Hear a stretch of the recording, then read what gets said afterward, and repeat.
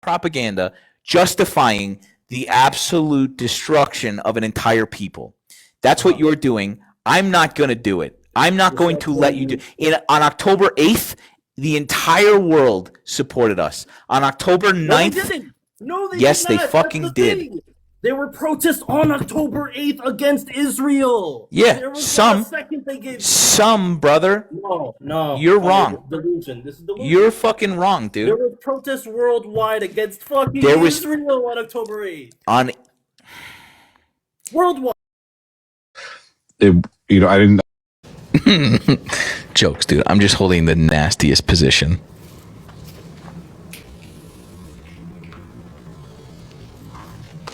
Hello.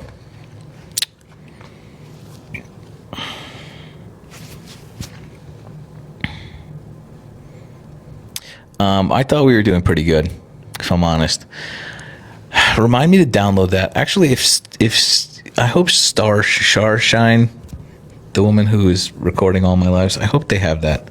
I would love to just post it, because I think there's a couple of things. I think there are people that are critical of my not posting about Israel and Palestine on my social media, and I think that I understand their criticism.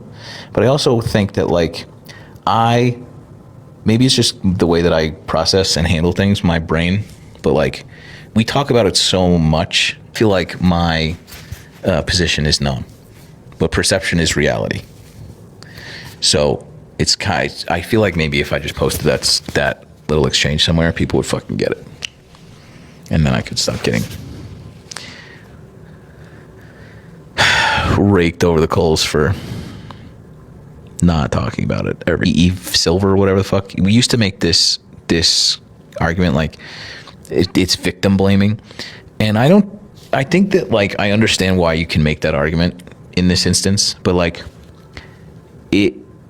it's a false equivalence. It's a conflation of Jews and Israel fundamentally, and it is Israel's doing purposefully. If you make any argument against Israel an attack on Jews, then every argument is anti-Semitic and it's above reproach theory.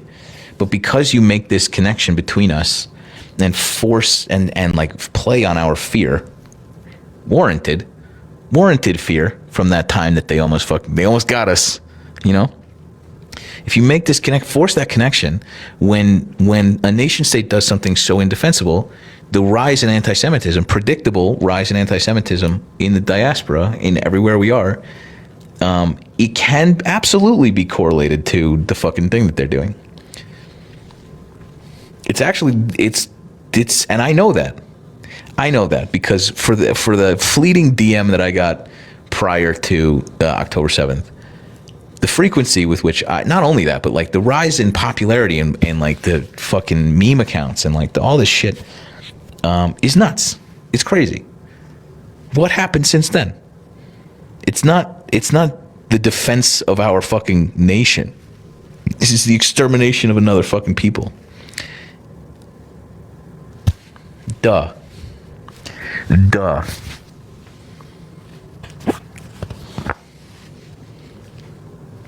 I'll just say this, but, like, while whatever that guy is still in here listening, and I will repeat it because I've said this a bunch of times at this point. In Sunday school, in shul, I don't know when I stopped believing in God, but it was pretty early, and I still had to go because I was getting bar mitzvah because it was important because Grandpa was still alive. The one that was left when I was 13, everybody else who had fled the Holocaust had died. Right, Grandpa's still kicking around. He's like 4'11", maybe, hat maker, who lived the rest of his life from, like, Poland, in Harlem, New York, and is the reason why I'm still here, right? And so it was very important that I got bar mitzvah, and I was pretty okay with it because I was guaranteed money, and at 13 years old, that's very important. That's a little anti-Semitic, but that's funny.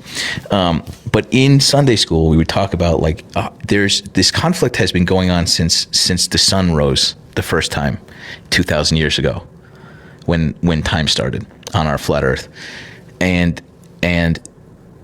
as we got older, closer to 12 and 13, we would be given like pieces of information about Israel. Like, this is what it is. This is why it's important. This is, someday you get to go there. And in that time, there was like, a lot of conflict in that area. There's never not been. And there were a lot of bus bombings, I remember, in that particular time. And like, it was always framed, and we would ask why. Like, and it's scary because like they're Jews. And we grew up with these stories of people hating us. And we get these stories of like, over there, there was this bus bombing. It's fucking horrible. A bunch of people, innocent people died. And it's very scary and they hate us because we're Jewish. And I'm not, again, my position isn't that like, I don't think terrorism's good. Controversial thought. I know that people are going to sit here and be like, the violence is the voice of the oppressed. Great. It's tough for me to argue that like I'm in favor of that ultimately. That's just that's my point of view. But it's not because we are Jewish. People didn't fly planes into the fucking Twin Towers because we were free. Do you understand? It is a surgical piece of propaganda that is fed to you very early. They killed all those people because they hate freedom. No, it's not. What they did is unjustifiable. But they didn't do it because they hated the fucking flag. It's because we have been waging destabilizing wars in every fucking corner of every globe since World War fucking II. They don't hate us because we're Jewish. They hate us because there's a fucking apartheid state and people can't get their fucking clean drinking water. That part of the fucking story is important.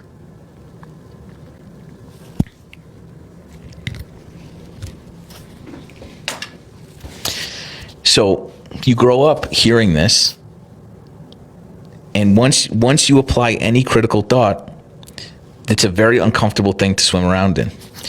I came to that realization kind of a long time ago.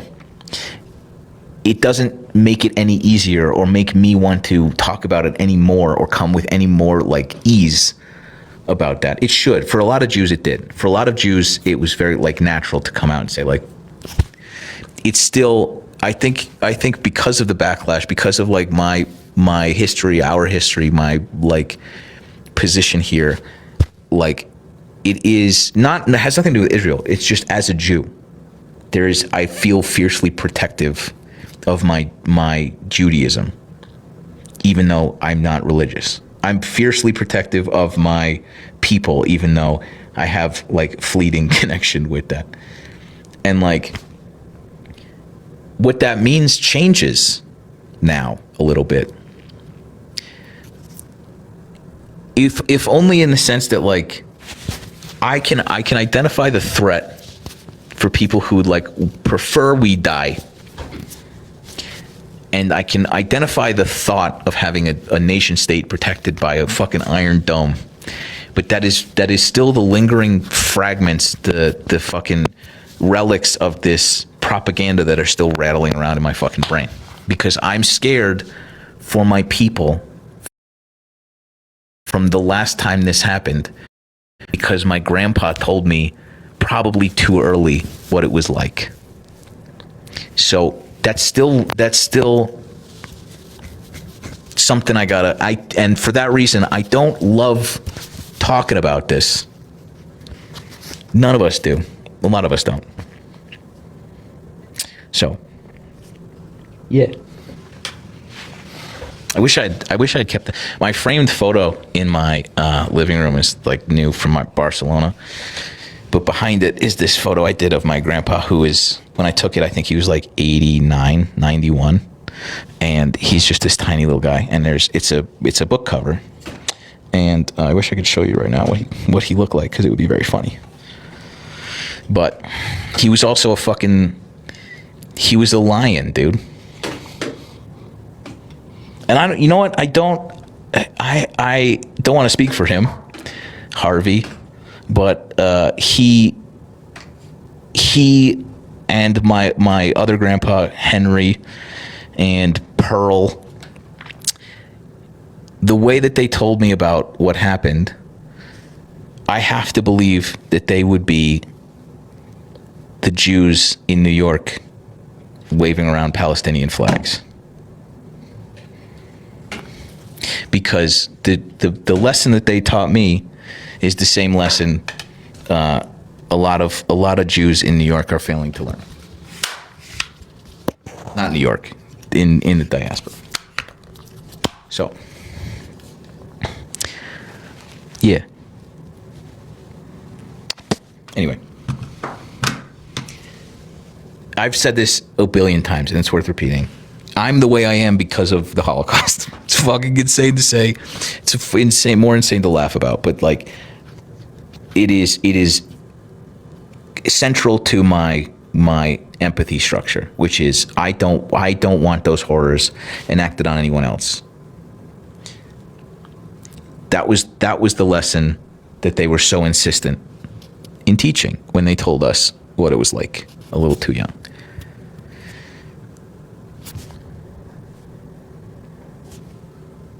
And they would be saying the same thing were they still here. It would be interspersed with like 90 other different stories about the Yankees in the 20s or whatever. But like, it would be jumbled in with this time that he like used to sell papers on the street, you know? But like, yeah.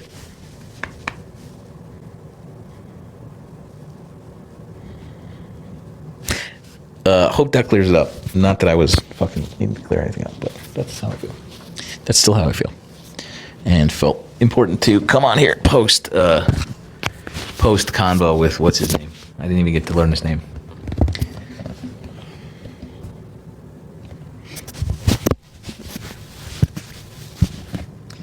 Anywho,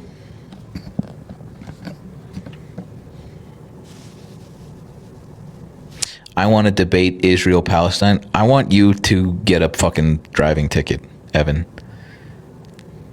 I don't care. I don't need, brother. You're a dumb person. You're not a smart person, and I also don't think that you're like after knowledge. I don't think that you're in the pursuit of learning or changing your mind. I don't think that you have the capability of doing that. So I don't think that like me debating you on such a like complex personal issue is going to do anyone any benefit. You know, you were just up here telling us how the Jews control the fucking weather. We don't need to hear your thoughts on this. Do you understand?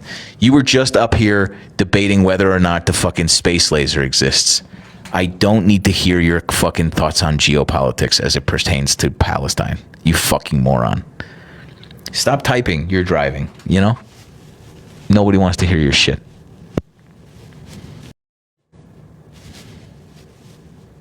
You know? You're wrong. I never said that. We heard you say it. We heard you say, I think they control the weather. We fucking heard you. I heard you. That's when I kicked you out. You said they control the banks. They control the media.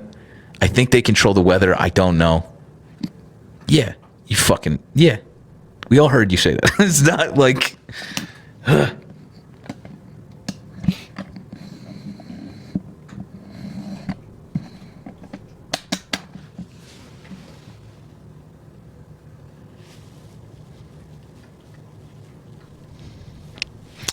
must be nice to have a personal complex feelings when your family is in a tent.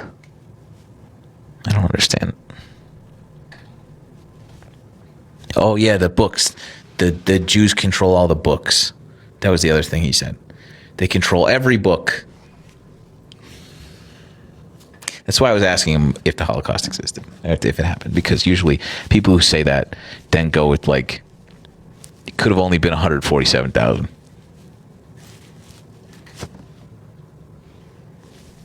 So, the implication that you're making, I'm just going to do this. That's my fault. This is my fault. Shut up.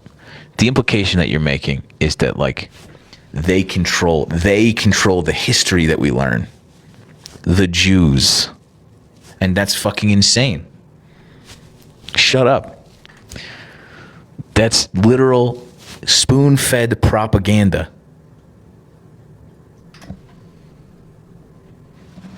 That's why I asked him about the existence, because like if that were true, you might have different thoughts.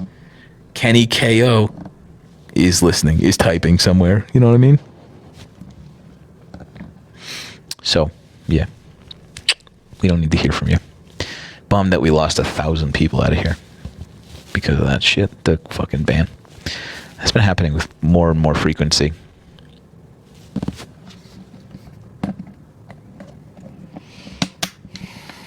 You control the weather? Damn, dude. You've been doing a good job.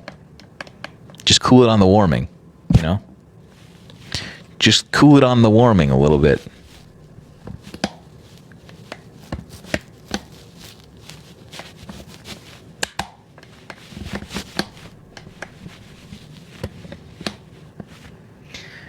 Coco, I know, and we got dinged for having that guy up for misinformation. It's just the easiest. Whatever.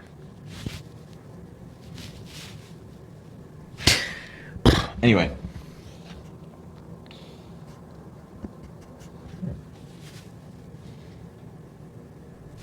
Did you look up Goyim in the files? No. No, I just looked up.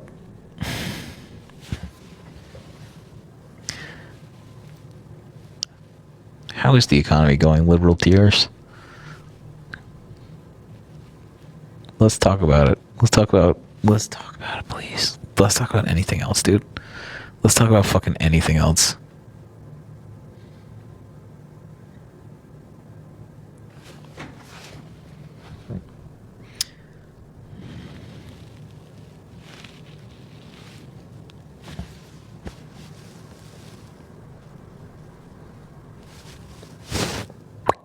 Okay.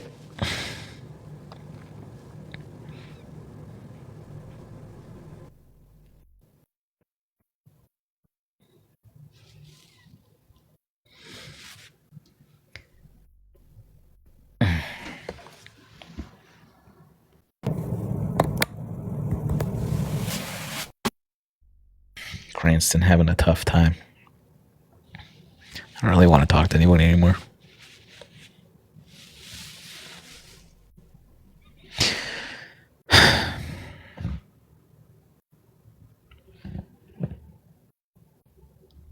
Something's broken here. Okay. What else can we talk about? What else is in the news?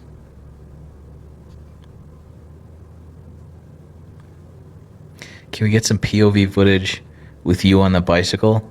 Brother, I gotta reach out to Oakley. I want to reach out to Oakley. Let's get a poll here. Let's get a poll from our friends. If Oakley gives me meta glasses, if Oakley's just like, here's some meta glasses, is it okay to keep and use them?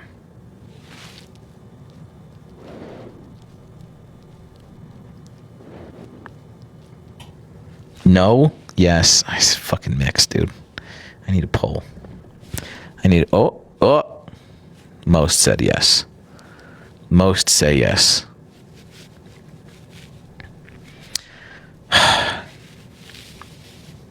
My thought is they're manufactured. It takes a little money out of Meta. If that costs Meta money.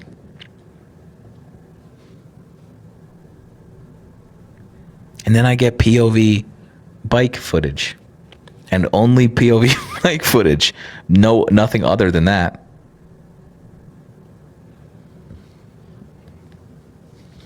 You know?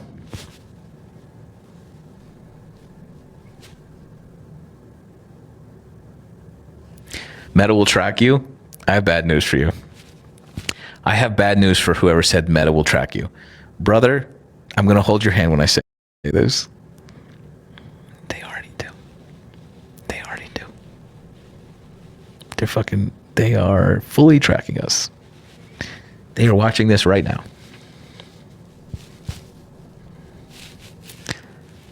Oh. All right. So, okay. Brenna raises a good point. They're rolling out facial recognition on the glasses.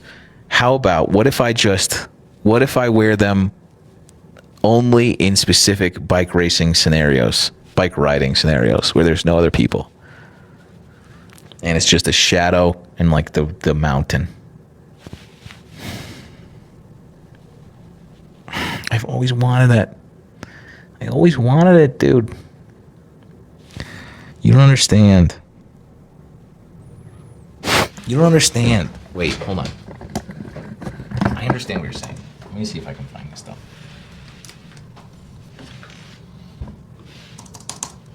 I used to. Hold on, it's gonna take me a second. I was there 60% said yes. But I also hear your concerns. I want to go library. When was I in España with my friend Jurich? Favorites? No, I want video. Brenna, I won't tell. Hold on. It's gonna be a minute. Not a long time, but okay. Butcher Box, 2020. That was before 2020. There's me. Okay, hold on. Back to Malaga. This might not be worth it, but I'm still gonna try. Me. Butcher Box, pre-Butcher Box. Okay, here we go. Hold on. Wait. Hold on.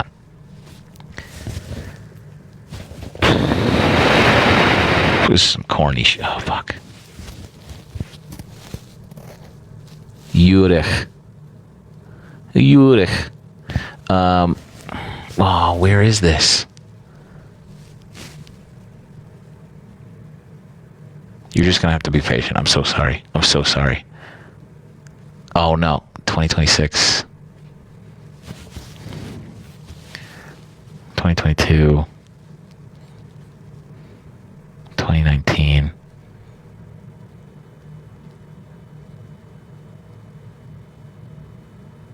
This will be worth it. It won't be worth it.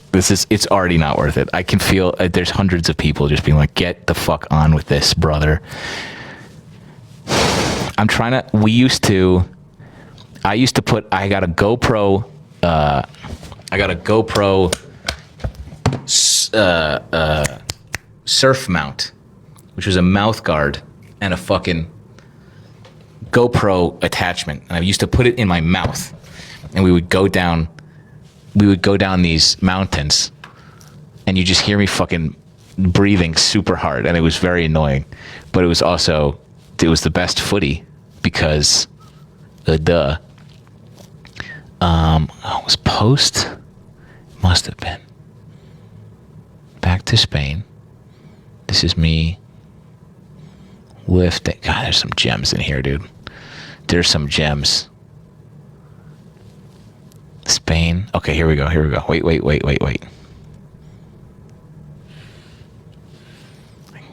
I have to be.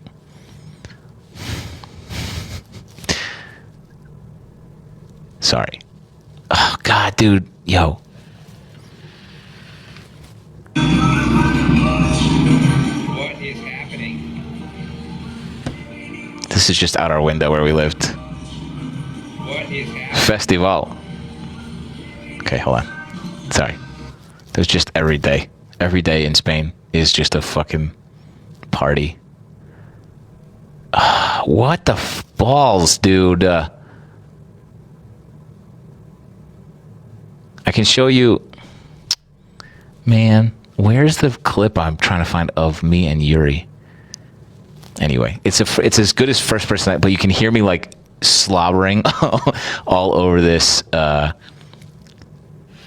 all over the video because it's just the phone or the GoPro is just literally in my mouth, and it's very dumb. And what I'm trying to convince you is just to let me have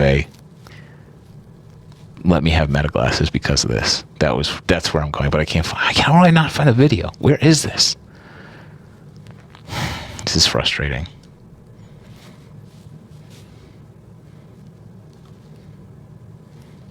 No. Me fixing a toilet. Us breaking a toilet.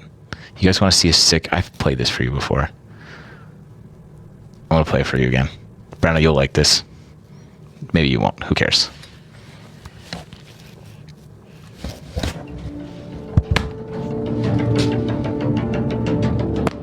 This isn't the right one.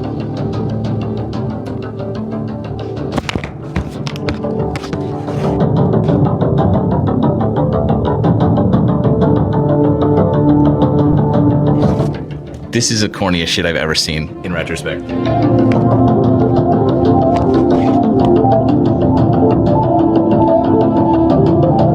This is a funny story later. It's bike porn. Yeah.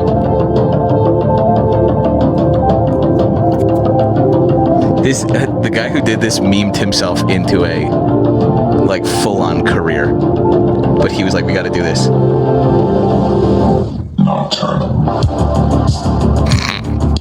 That's the corniest shit I've ever seen. Okay. We did a better one with the music from Kill Bill. There was a better edit. I don't know where the fuck that is. It's a Spanish Kill Bill edit, and it's so much better, but I have no idea where we put that. I can't find half these videos. I feel like there's a bunch like chunks missing here. Was it on Instagram? Did I put it on Instagram? What's this? What the fuck is this? Is this... Oh, that's Harlem. Never mind. Let me see if I can find it. It's not worth it. This is not worth the squeeze here, but...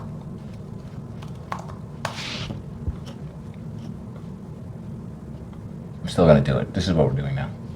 Sorry. Instagram. Switch.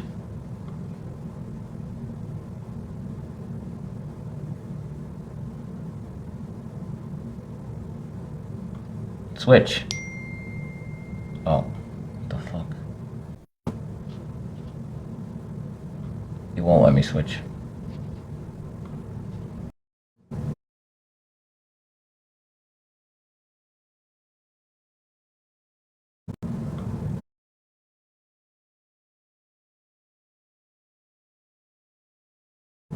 It's sending me Instagram codes, but it won't let me fucking... Hold on.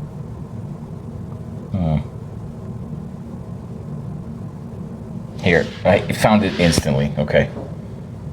But it's on Instagram, so I'm gonna have to play it like this, which is fucking...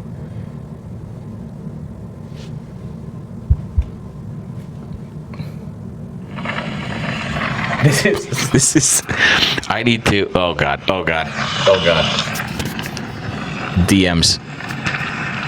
This is me, oh no, this is me descending a mountain in Spain with my friend Yuri, who I met on a bus in China. This is way worse. I know, I'm so sorry. This is so dumb. I wish I could just play it for you. I need TikTok Studio. That's really, anyway, that was a really long walk. Not worth it. Anyway, it's on my personal Instagram. If you go on Reels, you can go watch it like that. So, there's only a few. Is Yuri Cuban? No, he's Slovenian. He's Slovenian. One of the great all-time people on Earth. Yuri Rupenik. Yurich Rupenik. Yeah. Cool. And then there's this one too.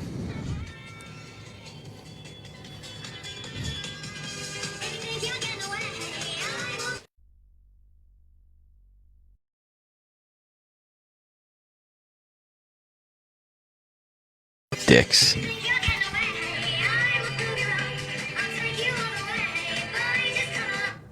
All right. Hold on. To fix this fucking box. I don't know why it defaults to this. It's very frustrating. Okay. Did you get sponsors, or how do you get paid being pro cyclists? We don't have to do this. We don't have to do this. Sorry. You get really good, and then a team who is sponsored by, let's say, I don't know, ButcherBox gives a team $1 million. And from that $1 million, the team goes and gets a car and staff and clothing and whatever, bikes, and then pays the riders. And if you get a bike sponsor, the bike, if you're good enough, the bike company will give you bikes and money. And then the clothing company will give you clothing and money, because it's all a form of advertisement. And so people will advertise on those things also. You're just basically fucking rolling NASCAR. And then from that money, you stand up a bike racing team and all the logistics and travel and food and tax ID, lawyers, and all that shit. So you get paid from the holding company that is the bike team. Yeah. So a long time ago, what was my FTP? 325. It was 325, which is bad for a pro cyclist. But I was 150 pounds, 155, and my 30-second power was 1485. So that'll ring, like 4 people in here will understand what I'm talking about, and we're not going to go into this. I still have a absolutely delusional, lived a regret of not becoming a speed skater. Holy shit, dude! I would have been. A lot of people say this. I could have been something. That I know what I know about myself, and like my abilities, abilities to go fast, and how I used to be able to skate, and also how fast I became in my life. No question, I would have been. I'm just a little meatball who is made of only fast twitch muscles.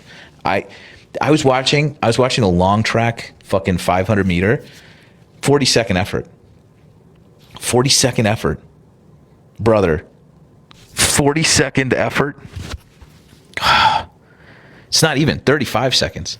They're going 38 miles an hour, brother. Oh God, I hate that. I hate it so much. It's completely delusional. Who knows? I could have been fucking shit. I could have been terrible. But I know what that feels like. The Winter Olympics came up, and I was like, I could have been a contender. Don't those guys have crazy strong legs? Don't these guys have crazy long legs?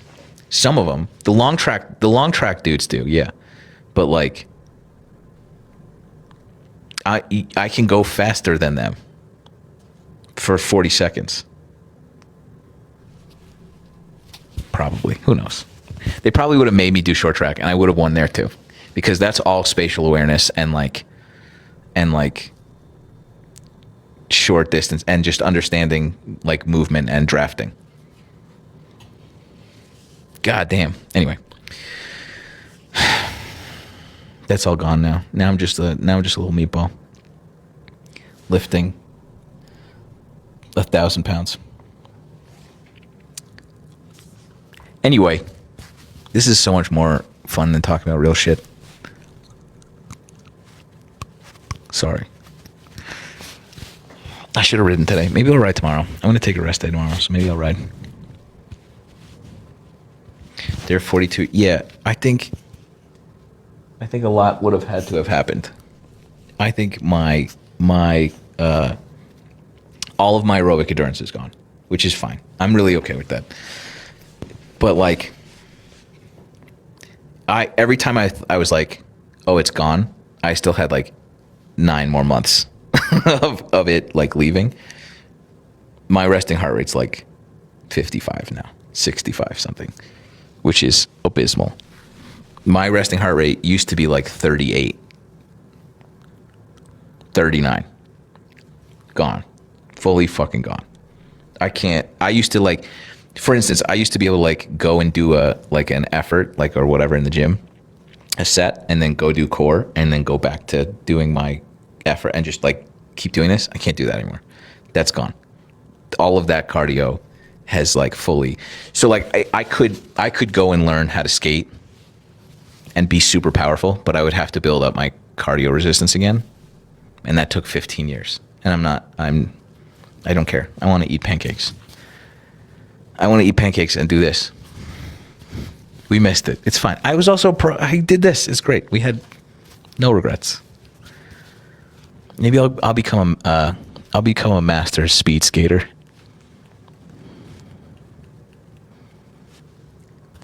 Anyway, yours is 87. That's fine. That's fine. Let's see what mine is right now. This is bullshit all made up, by the way.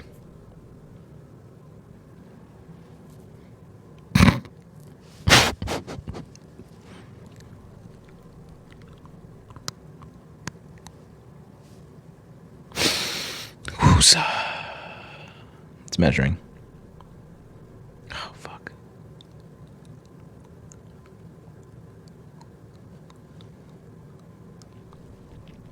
That's bullshit. I don't believe that for a second. 67? Am I dying?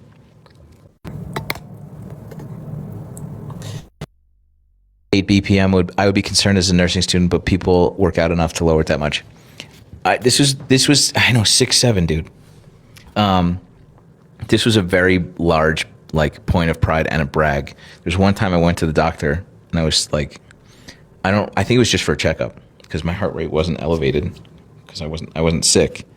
And I went in and they took my heart rate and my blood pressure, and the nurse like kind of got real quiet, and then she left. She was like, I'll be right back. And then she came in with an EKG and like strapped me up to this thing and we're like, I think you might be having a moment right now. And we're just, and she was very calm, and she was just like, your heart rate's very low, and I need to make sure you're not dizzy. We're just gonna hook you up to, and I was like, no, I'm a fucking boss, is what I am. And she was like, we're still going to, made me super, I to this day tell it, any chance I get to tell that story. They were like, it's 42, and I'm like, yeah, you're goddamn right it is. I mean, how often does that happen? Not very often. Somebody comes in with a heart rate that's almost dead. That's crazy.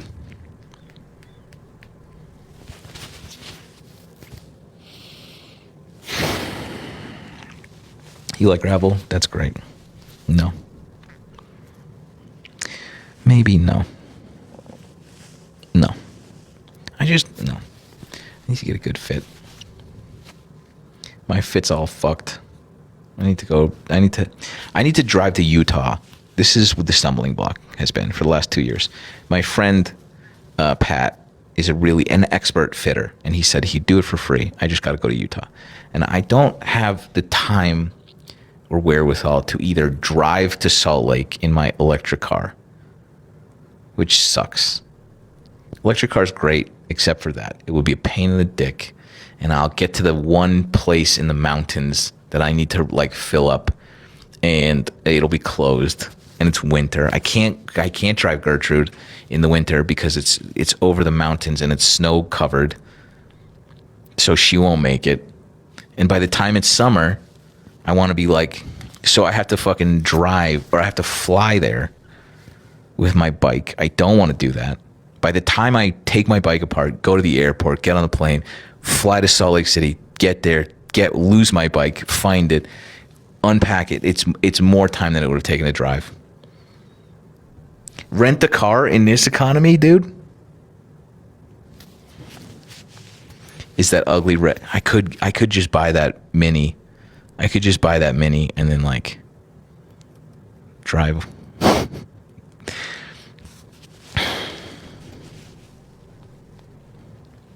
We'll see. I could do that. Anyway, he's there. I need to like set up a time with him to get a fit. And that's been a big stumbling block. And I really just need to do that because I'm uncomfortable. I'm using a fit that I used to race on, and I don't bend that way anymore. And I'm 30 pounds heavier, and I'm not nearly as flexible, and I'm just in the wrong spot. Like what used to work for me is not working anymore, and I don't know where to move it.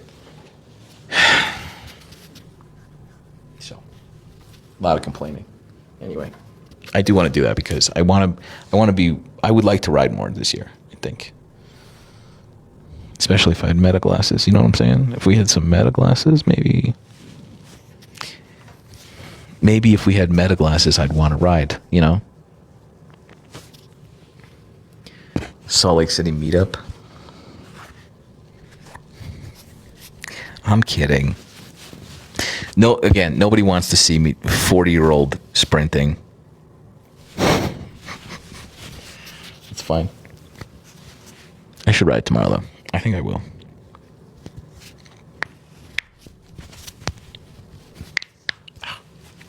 Okay. Good night. Sorry. I'm so sorry. That just took a lot out of me tonight. Appreciate you. Thanks for hanging out. I gotta make a video. I didn't make a video today. They're gonna punish me for weeks for that. I just didn't have I don't have it in me. Appreciate you guys for hanging out. Thanks for suffering through bike talk. Do a repost? Smart.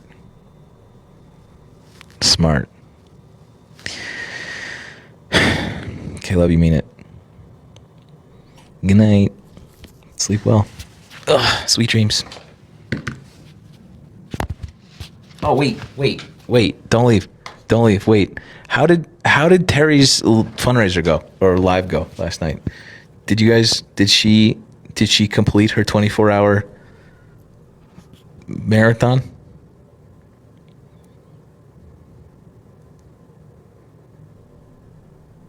Anybody?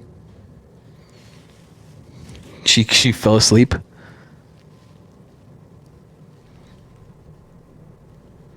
She was in here earlier? Good. She fell asleep? Good. Smart. She was on... Okay. Did anybody else contribute? I think we did pretty good. I think that she's probably conservative in her ask just because of who she is. So I'm hopeful other people were able to contribute a little bit. And yeah, I'm happy and I'm very thankful that we have a community that will just jump on doing that for each other. So, okay. I just wanted to make sure that she did okay. Okay, great. I'll do another quick little update. I'll do a quick little update for anybody who wasn't here. Terry, our friend Terry, who's in here pretty frequently, she's in Tokyo. She's a little Spitfire. She's battling. I don't know how much information I'm allowed to. She's fighting cancer. She's doing a good job, and she's still going through chemo. And like, there was supposed to be an insurance stipend that was equivalent to 50% of her like salary while she's going through this. And apparently there was a fucking mix-up. And we don't know if that's like a permanent mix-up or if it just got denied entirely. But she's not getting that fucking money. And she was doing a little fundraiser by herself over there. And she was just doing a 24-hour and just like casually every once in a while being like, hey, you know, if you want to contribute to my whatever. And she hasn't gotten it for months. And she's asking for like $2,000. And I was like, oh, we can do that right now. And her donation link is in the fundraiser channel in the Discord. It's also in my link tree, in my profile. So if you want to go contribute, you can just go and do that. And like I think we raised that much. I donated a lot, but more is always better. More is always better when it comes to that stuff, and like taking a little bit off her plate will be helpful. And I keep saying this because we keep finding causes that are like near and dear to our hearts like this, and there's no one I would like. There are plenty of people, but there's like instantly, I have no question whether or not this is going to benefit her and where it's going, and like, you know what I mean? So I don't, if you need a cosign for like if this is legit or not, here it is. And I don't know what that's worth, but like I feel good about it. First link is in my link tree, and it's in our fundraiser Discord, in the Discord. So it's under $20. Buy her some sushi. I don't know. Okay. Caleb, you mean it. Good night. Thanks, bye.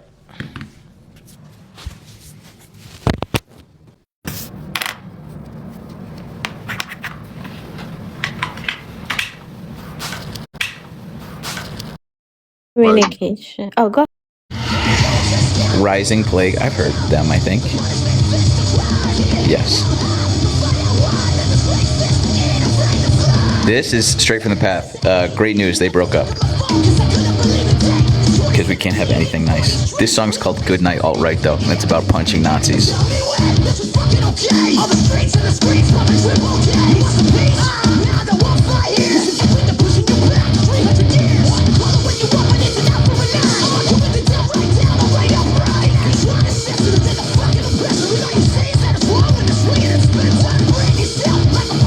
Anyway, yeah, we're just waiting on our boy. We'll talk to him, I'm sure. Welcome in.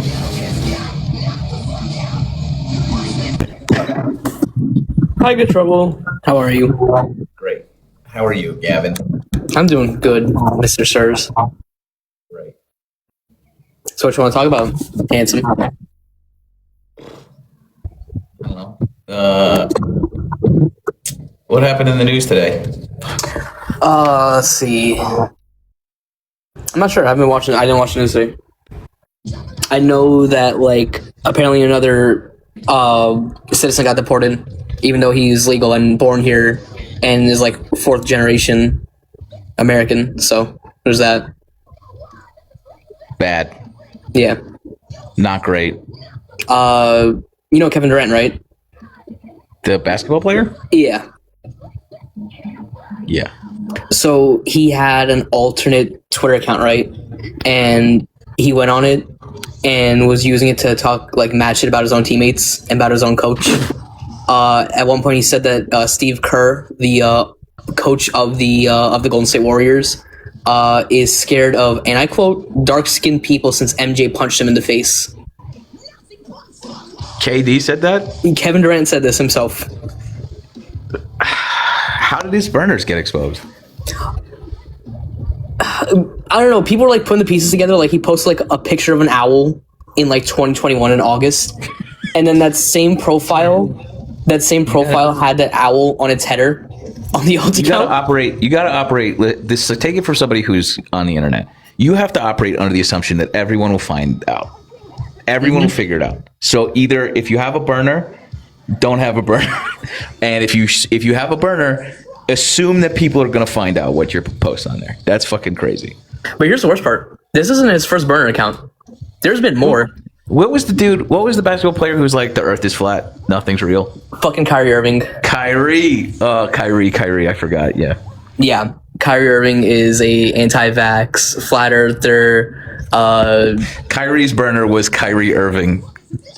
Yeah. Kyrie Irving. Yeah. That's nuts. At one point, Kyrie Irving didn't even come to practice for like 3 weeks because he refused to get the vaccine for C-19. And look, he was right. About what? I'm kidding.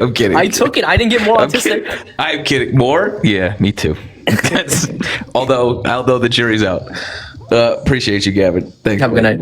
You too.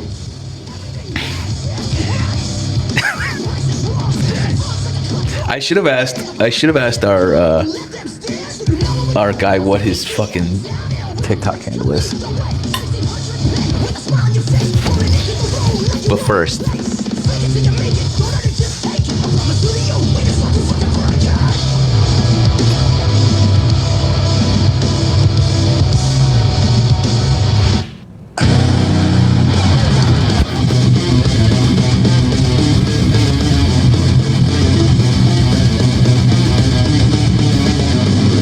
maybe he.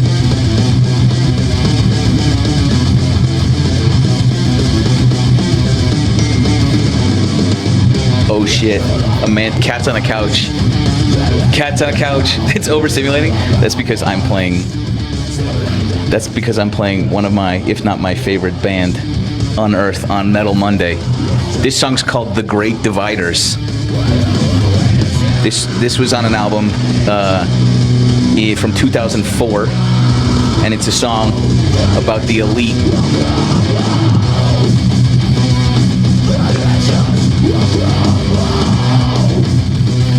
We're just incredible. Do they have lyrics on a desktop? I guess not. Anyway.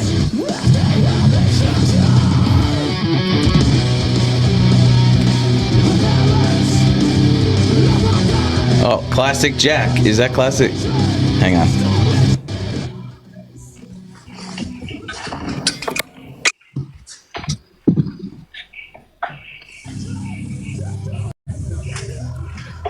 Hello. Hi there. What is up, Mr. Sam? Nothing. How are this you? Is the guy. Sorry, I'm doing good, man. Is there a way for me to flip my video on? I am a 32-year-old boomer when it comes to fucking TikTok.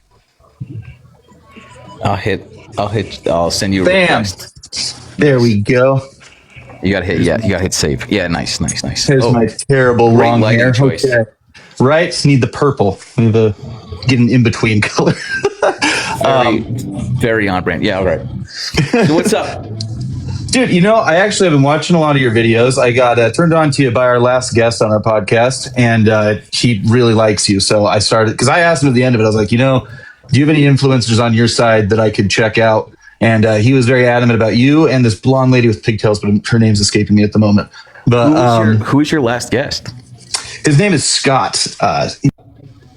No. Divide. Sorry. There we go. Sorry. Yeah.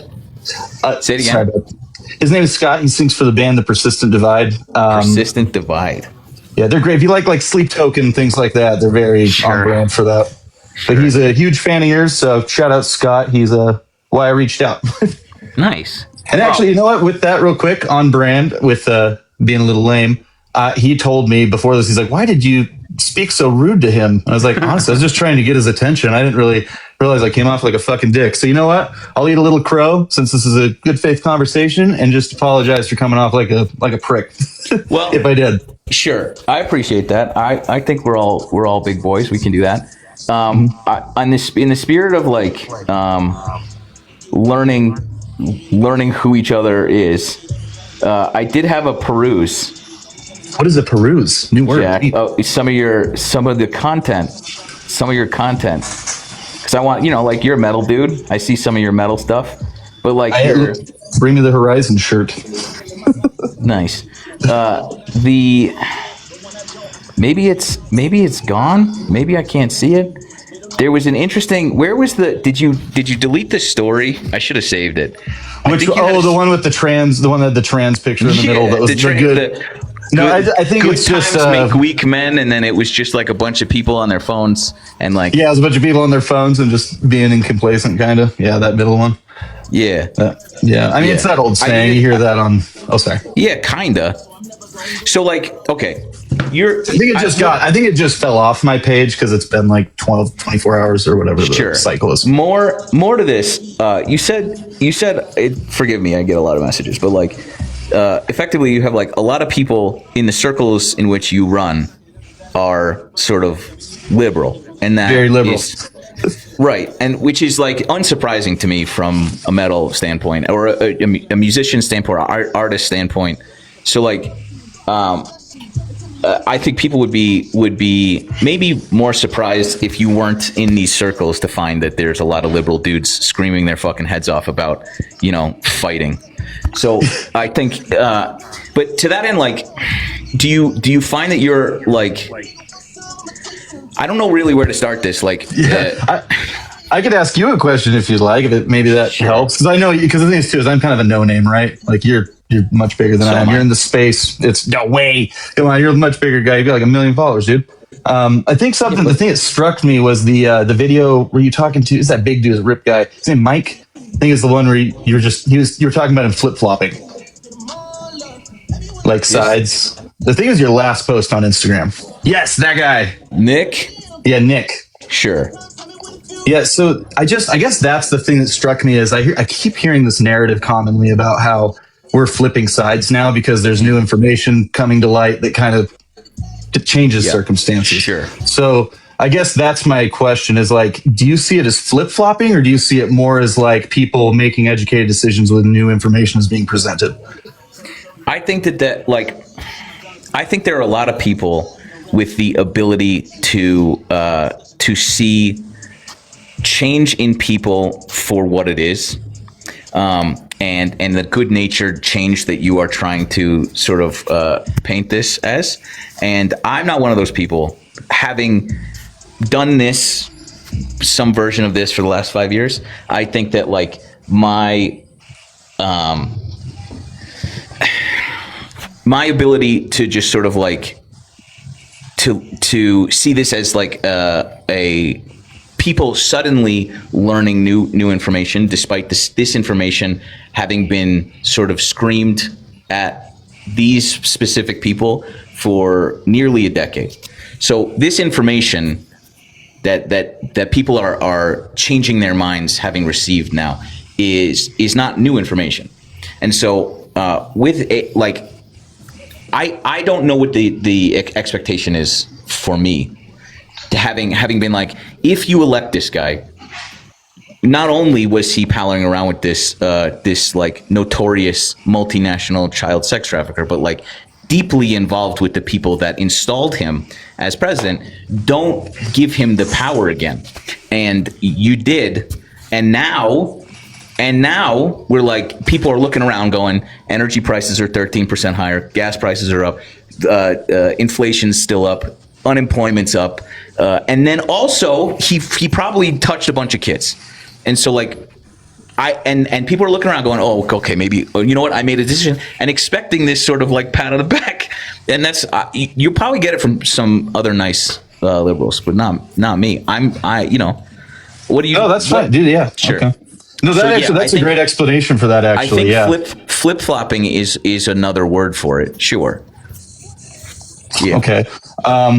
Okay. I mean, I do kind of disagree because I just think it is more of like I think a lot of people on this side have been in the middle. Like myself, I'm a musician too. I've been a Democrat my whole life up until now. I didn't even vote in the last election. I was very torn between Hillary and Trump because I was like, Trump's the fucking TV host. Who cares? Hillary has all these horrible things connected to her. I'm a conspiracy theorist musician kid. I'm just going to stay the fuck out of this. Sure. And it's like, then as time went on throughout the first Trump presidency, it's like, you see a good thing here and there, a bad thing here and there, whatever.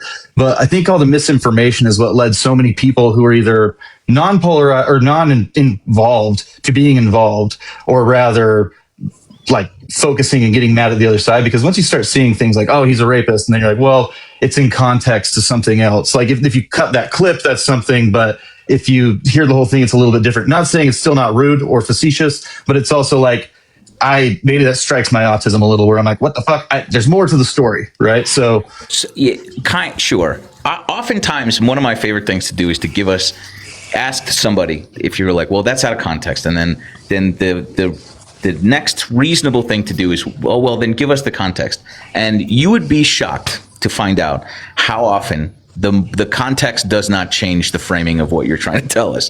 And so like, rather than dive off the deep end into that, why don't you tell us what changed you from a lifelong Democrat to a Republican? Well, I mean, really, it's just for right now. And I'm not the most extreme. That's something I have to tell your audience too. I'm not like I do change my opinion based off of objective information. So right now I did vote for him. I'll be honest about it. I mean, I'm stuck with what I did. I committed to something, and I'm eating a little crow right now. This last week has fucking sucked for us. What Pam Bondi said sucks for us. Like, I will admit reality. Oh man. Okay. But it's also hard to be like to backpedal everything when I mean there's other stuff like his name Brian, is it Brian Kurtzer? I don't even know some of these people, but reading all these files are getting crazy and seeing like I don't know if you saw the one. Do you follow Gays Against Rumors by chance? Or you know them? Look at me. No? Okay. So they posted something really interesting, whereas essentially these files coming out saying that a lot of the transgender ideology is being pushed and fabricated in 2016 and 17. And that's really damning and scary and sad. It's really sad to think that maybe these people saw, capital gains off of us and using us as useful idiots or some kind of something in between rather than maybe a genuine, we want to help people and give gender affirming care to people that do need it and maybe do feel stuck in a different body. Because I do think there is gender dysphoria. But then I also wonder if these people thought, hey, we can maybe trick more people and get more money. I'm not saying that's what happened. I know that sounds facetious, but is that... It does. I mean, and I can send you some of that info. I need you. So. Well, sure. I've seen a lot of it. It's also, you got to understand for people hearing that with with gender dysphoria, people who are trans, hearing that is a little invalidating to like a massive lifestyle change that has served them in orders of magnitude better than they were. So like saying that this was simply a psyop that convinced other people like that, you got to know that that's insane. Well, I'm not saying it's 100. Right. Sorry, I cut you off. I'm not saying it's 100% insane or a psyop, but I wonder if it's inflated in a way more than it would have been, because it seems like there's more of that over the last, from 18 till now than beforehand. We had this long. Really? I mean, just my own opinion. I live in Salt Lake City, Utah. It's a very different. Even you in Colorado, but yeah, Utah's very. How long have you been there? Yeah. My whole life. Yeah. So, brother, I would love for you to come. All right, we'll cross that bridge. Okay. Here's the other part to this. Like in that same reading that you were doing, you came across Chris Poole, whatever his name was.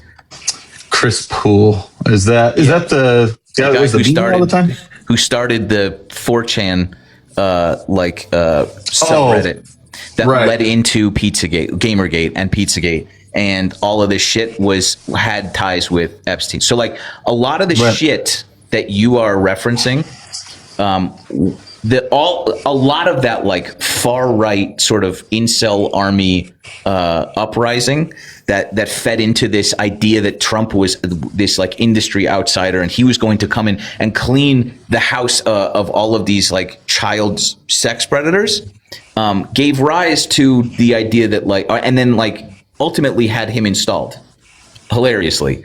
And so like in the same idea that like one man is responsible for the proliferation of like trans people in America and abroad. The very real evidence says that like the things that were used to sort of like weaponize you to harp on this fear you have of like people you don't know was able to like they were able to capitalize on this. I think that's what you're saying, just in a different like volume, that they were able to capitalize on this thing that they were stoking in order to get this guy elected. And I like. So is that positive to you then? Like whether it's misinformation or not, do you think it had a more positive outcome than non-positive outcome? What did? Like that whole thing. Like if we find out that there was no positive outcome. No. Zero positive outcome. The guy that had ties with Epstein, that started r/poll on 4chan, that led to QAnon, that led to Pizzagate, that led to all of this like swirling horrific negativity and awful like rot, and that like gave rise to some of the like stronger feelings about trans people. That is tied to Epstein. Absolutely. The irony of that is that like the antidote to all of this stuff that they were stirring up was Trump, who is ironically king of these fucking child sex traffickers. So like, yeah. So, but we knew that. You guys are finding that out, which is frustrating. But like, yeah, I think that like Well, if it ends up being, you know what's too is it's all a legend right now, and I know it sounds annoying, and probably everybody's going to come after me for this, but I mean, he is in there 38,000 times, but 1,000,000 times. I have 38,000 as the number. He's in there in the unredacted files. He's in there 1,000,000 times. As of the new files of yesterday, Same files. You know how House Democrats were given access to the files unredacted to be able. When Jamie Raskin searched Trump's name, it came up 1,000,000 times, 1,000,000 hits. My echo chamber is different. I see 38,000 as the number a lot. So I just as a whatever it's worth to you. Let's put. You go to ChatGPT. There's a lot of pins going in this, but that's out of 3 million, he's mentioned 1,000,000 times. It's fucking very insane, right? They might as well call it the Trump files. I want to come back to this because like. You seem to have a hang up about trans people. I don't think that is like uncommon. No, I mean we got our start in a trans bar here, so I really don't. The guy who makes my music videos, gay man. I mean, I want to use him as a token, but I really proud don't. of you. Proud of you. Okay, well then, so help me understand this, like, because oftentimes when I get messages like yours, it's like, it boils down to like we had this like very same conversation yesterday, and it was like somebody came up and was like, I want to debate your liberal ideology, and we start talking. It's all buddy, and then they're like, it's the trans people, and we're like, of course it is. It's always the trans people, and like I to this moment, I don't. It's still sort of a wonder. Sorry, I'm going to water my cat. It's sort of a wonder to me how sort of small government conservative Republicans feel like it's necessary for the government to tell somebody how to live their life. I don't think it is, but totally, absolutely. But don't you kind of see how that goes the other way when everybody's saying you have to accept like Z's or Zim instead of like just boy and girl? Can I tell you something? This is chronically online guy to less chronically online guy. Just someone who swims around in these spaces, safe spaces for all the other chronically online people. And I will tell you this: if you put a gun to my head and ask me honestly, how many times someone has come up to me in the king of the liberal fucking cucks who does this every night. Ask me how many times someone has come up to me in here saying my pronouns are these fuck ass pronouns. Tell me. 5 years I've been doing this. Tell me. They don't do that to you then, you're saying. Have they? That's what you're saying, they don't do Not that? a No one single does that? of all the safe spaces where someone would feel comfortable being like, my pronouns are Zim, I would have been like, sure, I'll try, but not one fucking time. Sure. And I have to imagine that's never, ever happened to you. Absolutely. I'm pissed. I'm fucking cranky. Listen to this fucking album. Let's just...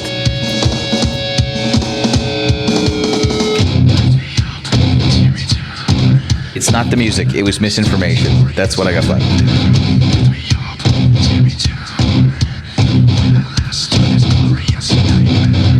me up, tear me down. Will I last through this glorious nightmare? Lift me up, tear me down.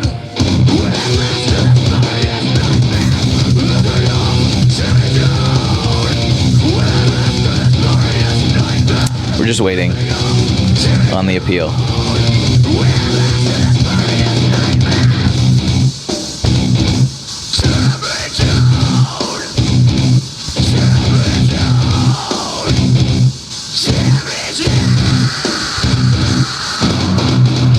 God, they're so good.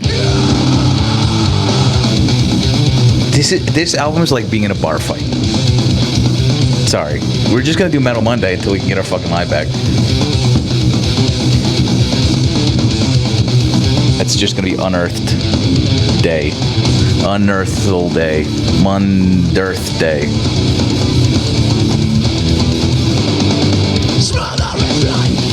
I know Carly's going through it. We were texting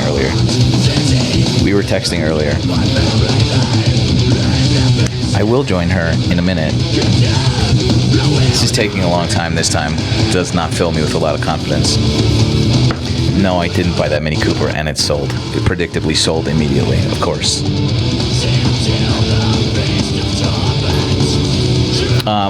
I haven't told him where to find us over here, so I'm gonna go back on Instagram and tell him once we get our live back. That was what I was gonna do. I don't know how much Carly has shared with everybody, so I'm not gonna give any details, but it's pretty fucked. It's not, I mean, grand scheme. This is taking a long time. The host ran? Did you say the host ran? Here's the list of violations. Strike added, live violation, appeal submitted, appeal approved, appeal submitted, notification.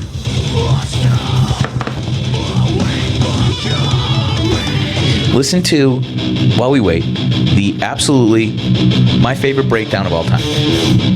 Top 10, number one. Number one breakdown.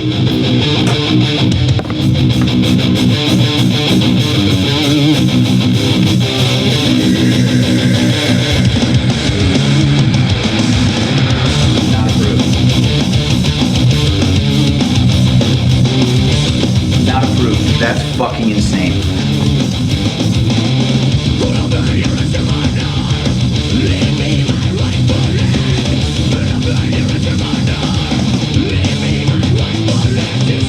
This is till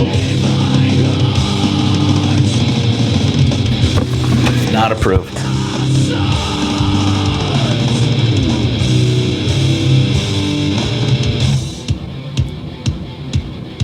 I don't know what to do here.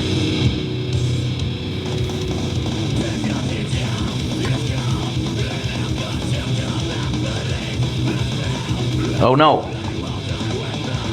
Sorry.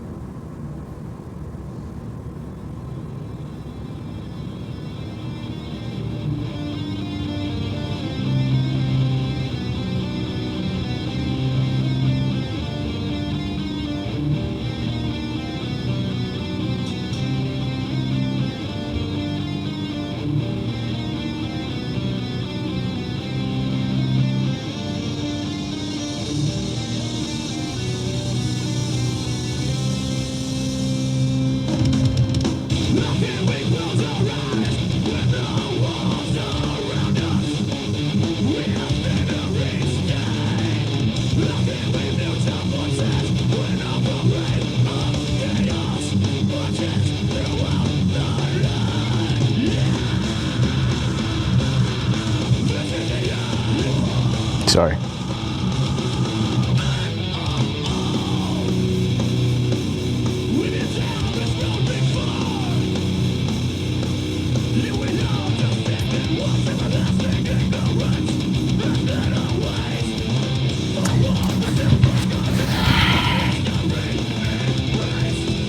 Did I make dinner for my wife's boyfriend? I did make dinner for my wife's boyfriend. I sure did. I sure did. It's me. It's me. I made us dinner.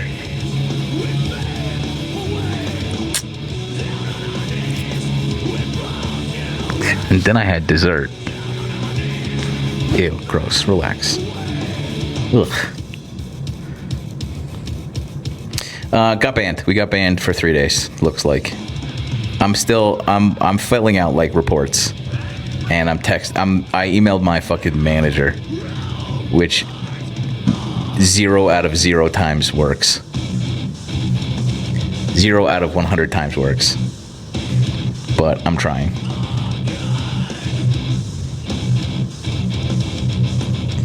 We should migrate to Kick. I don't want to share a platform with Aiden Ross or fucking the Tate brothers, you know? I don't give a shit. We might go to Twitch. This is fucked though. So what happened was I got banned. And it got approved immediately. I got back on, celebrating. I said, hello. And then it got taken down again for misinformation. Having said 0 words, couldn't have been misinformation. Just instantly fucking got taken down. So something is broken. Nick Fuentes mogs you, dude? Okay. Brother, Nick Fuentes has the bone density of like al dente pasta. Nick Fuentes has the bone density of sticks on a ground. Okay? Nick Fuentes couldn't mog a fucking broomstick. Nick Fuentes maybe mogs a wet paper bag, maybe. That dude, are you kidding? Be for real, man. I'm just gonna keep refreshing this.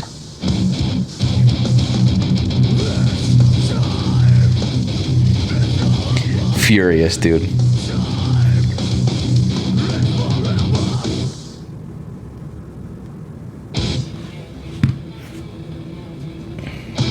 Why did the live get banned? I assume because we were talking about the no-no list.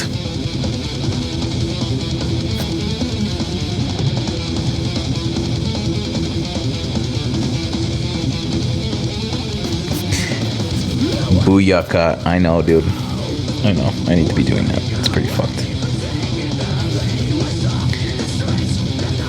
You just had to refollow. This is my backup account. But thank you for following me. This fucking sucks. I don't...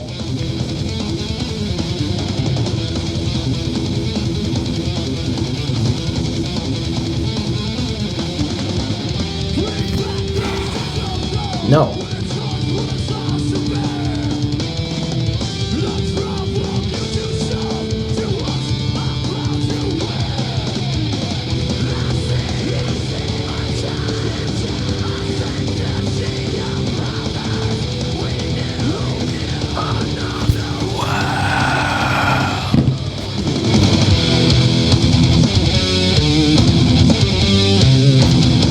Sucks.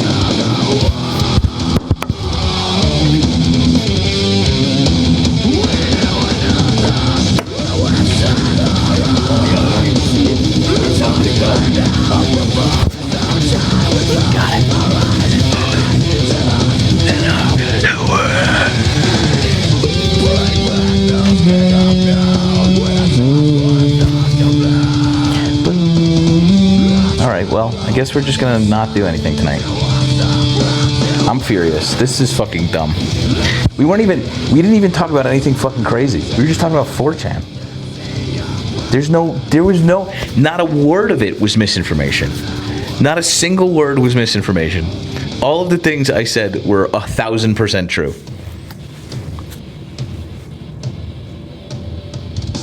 I'm gonna delete this, or I'm just gonna private this, I guess. In the world I disagree with more than you. You seem like a nice guy, but I really can't understand if you were a grifter or just kind of not well informed.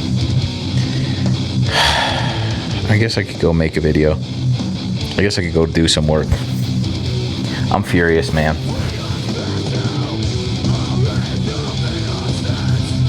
I started talking about nouns. That's right. We were talking about Z-Zim Zer, dude.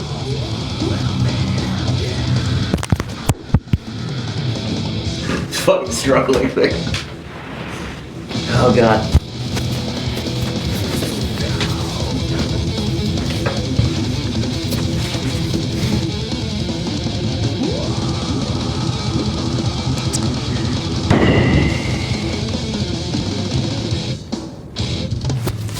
Bastion of free speech here. Yeah. I have guest access.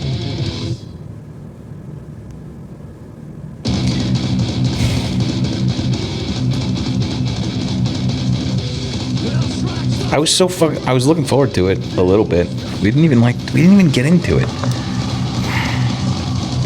honestly, it sounded like it was going to be one of those things where we'd have like a good conversation, and like maybe he'd be like, "Oh, I changed my mind on these things."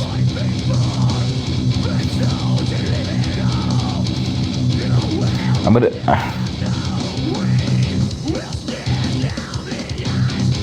I don't know what to post here. I'm just gonna do this on my story.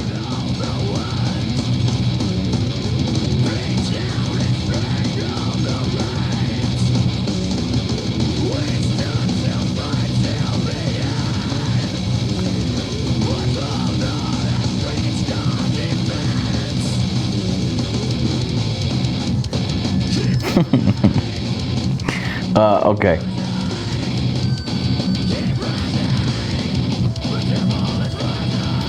I don't know. He changed his mind from Democrat to Republican, from Democrat to Trump supporter. That means it can go back. You know? I really wanted to find out more about like what the thing was. Like that's where I wanted to get. That's where I was leading the conversation, which is like, what was the thing that made you like stand up? It sounded like trans stuff, and I just wanted to figure that out. I wanted to have that conversation. You know?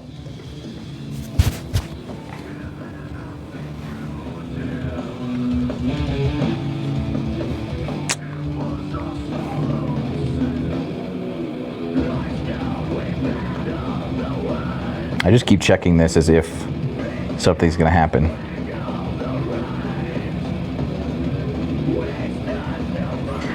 Fucking dumb.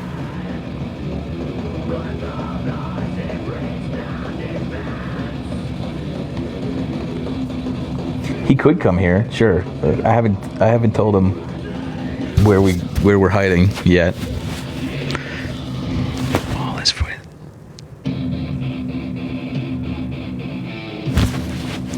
we're just having a little pity party, Metal Monday pity party, because our main account just got fucking torched for no reason.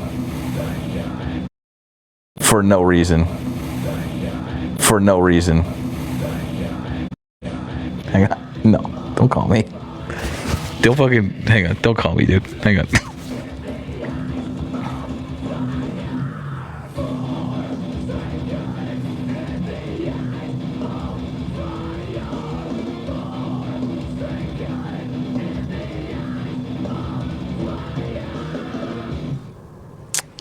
Oh God. Can you guys hear me still?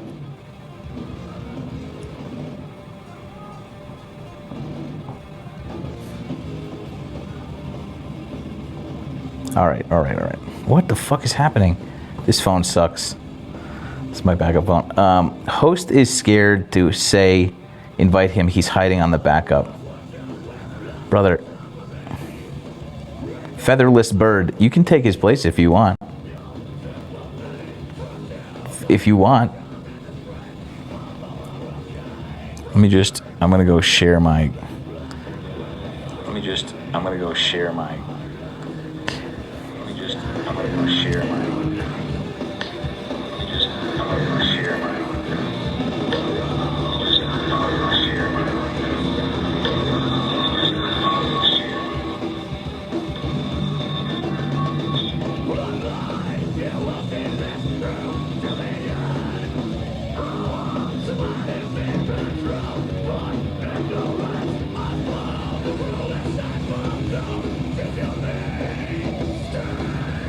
Where's the... Oh, that's why I wasn't playing well. Because I put the other microphone away. I invited him here, so we'll see.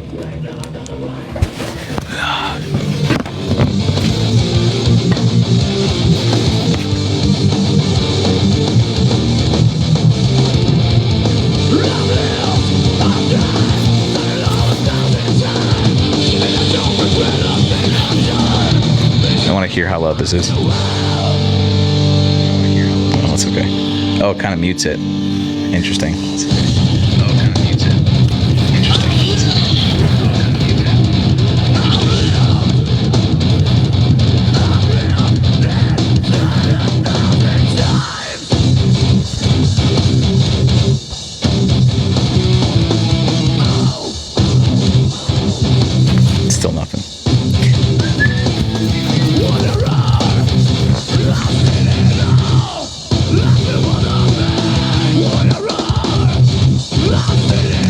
How is it a shitty way to live? Government has done nothing for the average Joe, just to continue.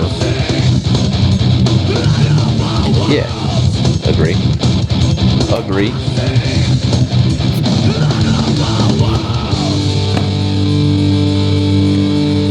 You're gonna hate the fucking second option. You're gonna hate the second option.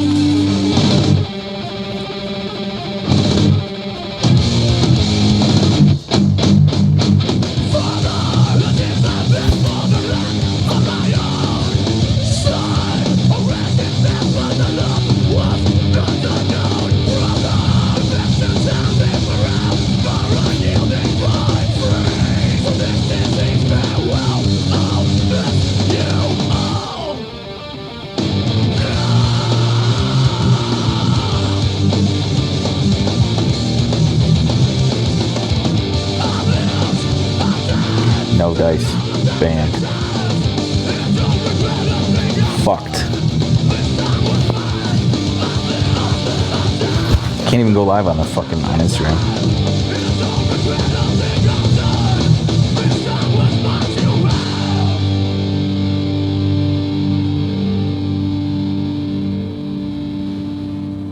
Oh, that didn't send. Hang on.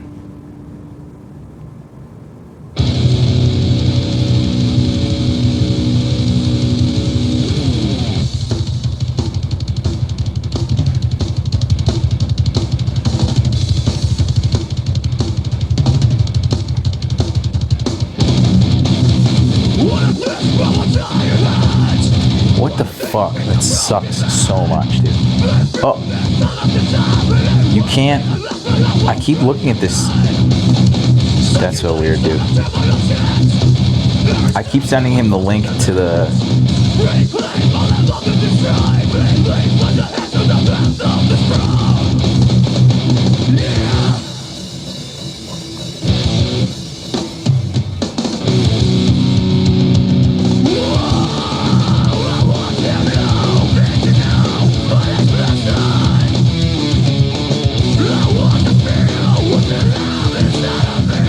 What the fuck? It won't let me send messages here. What the hell?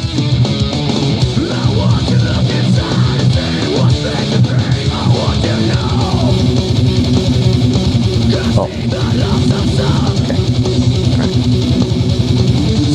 Okay. Metal is right wing. Metal is right wing.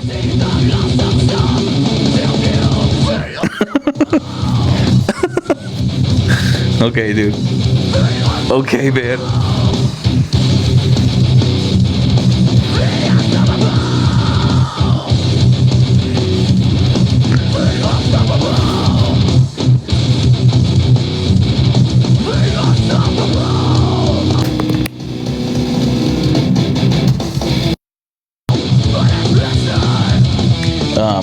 We're waiting on our boy here.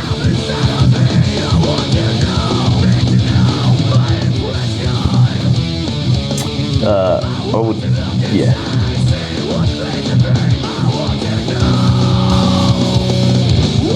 Why didn't that guy want to come fucking talk to me?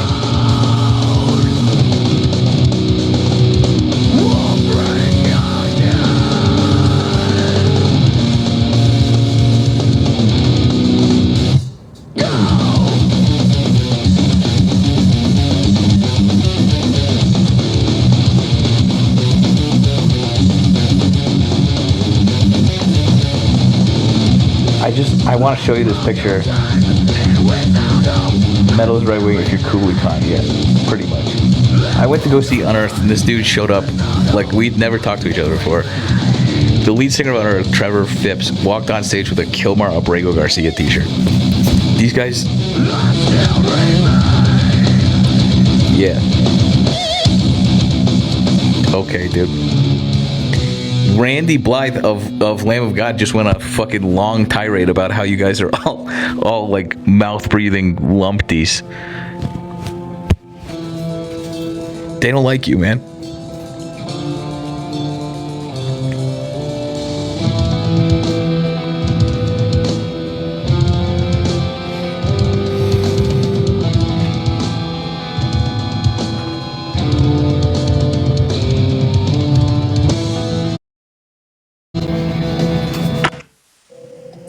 There we go again.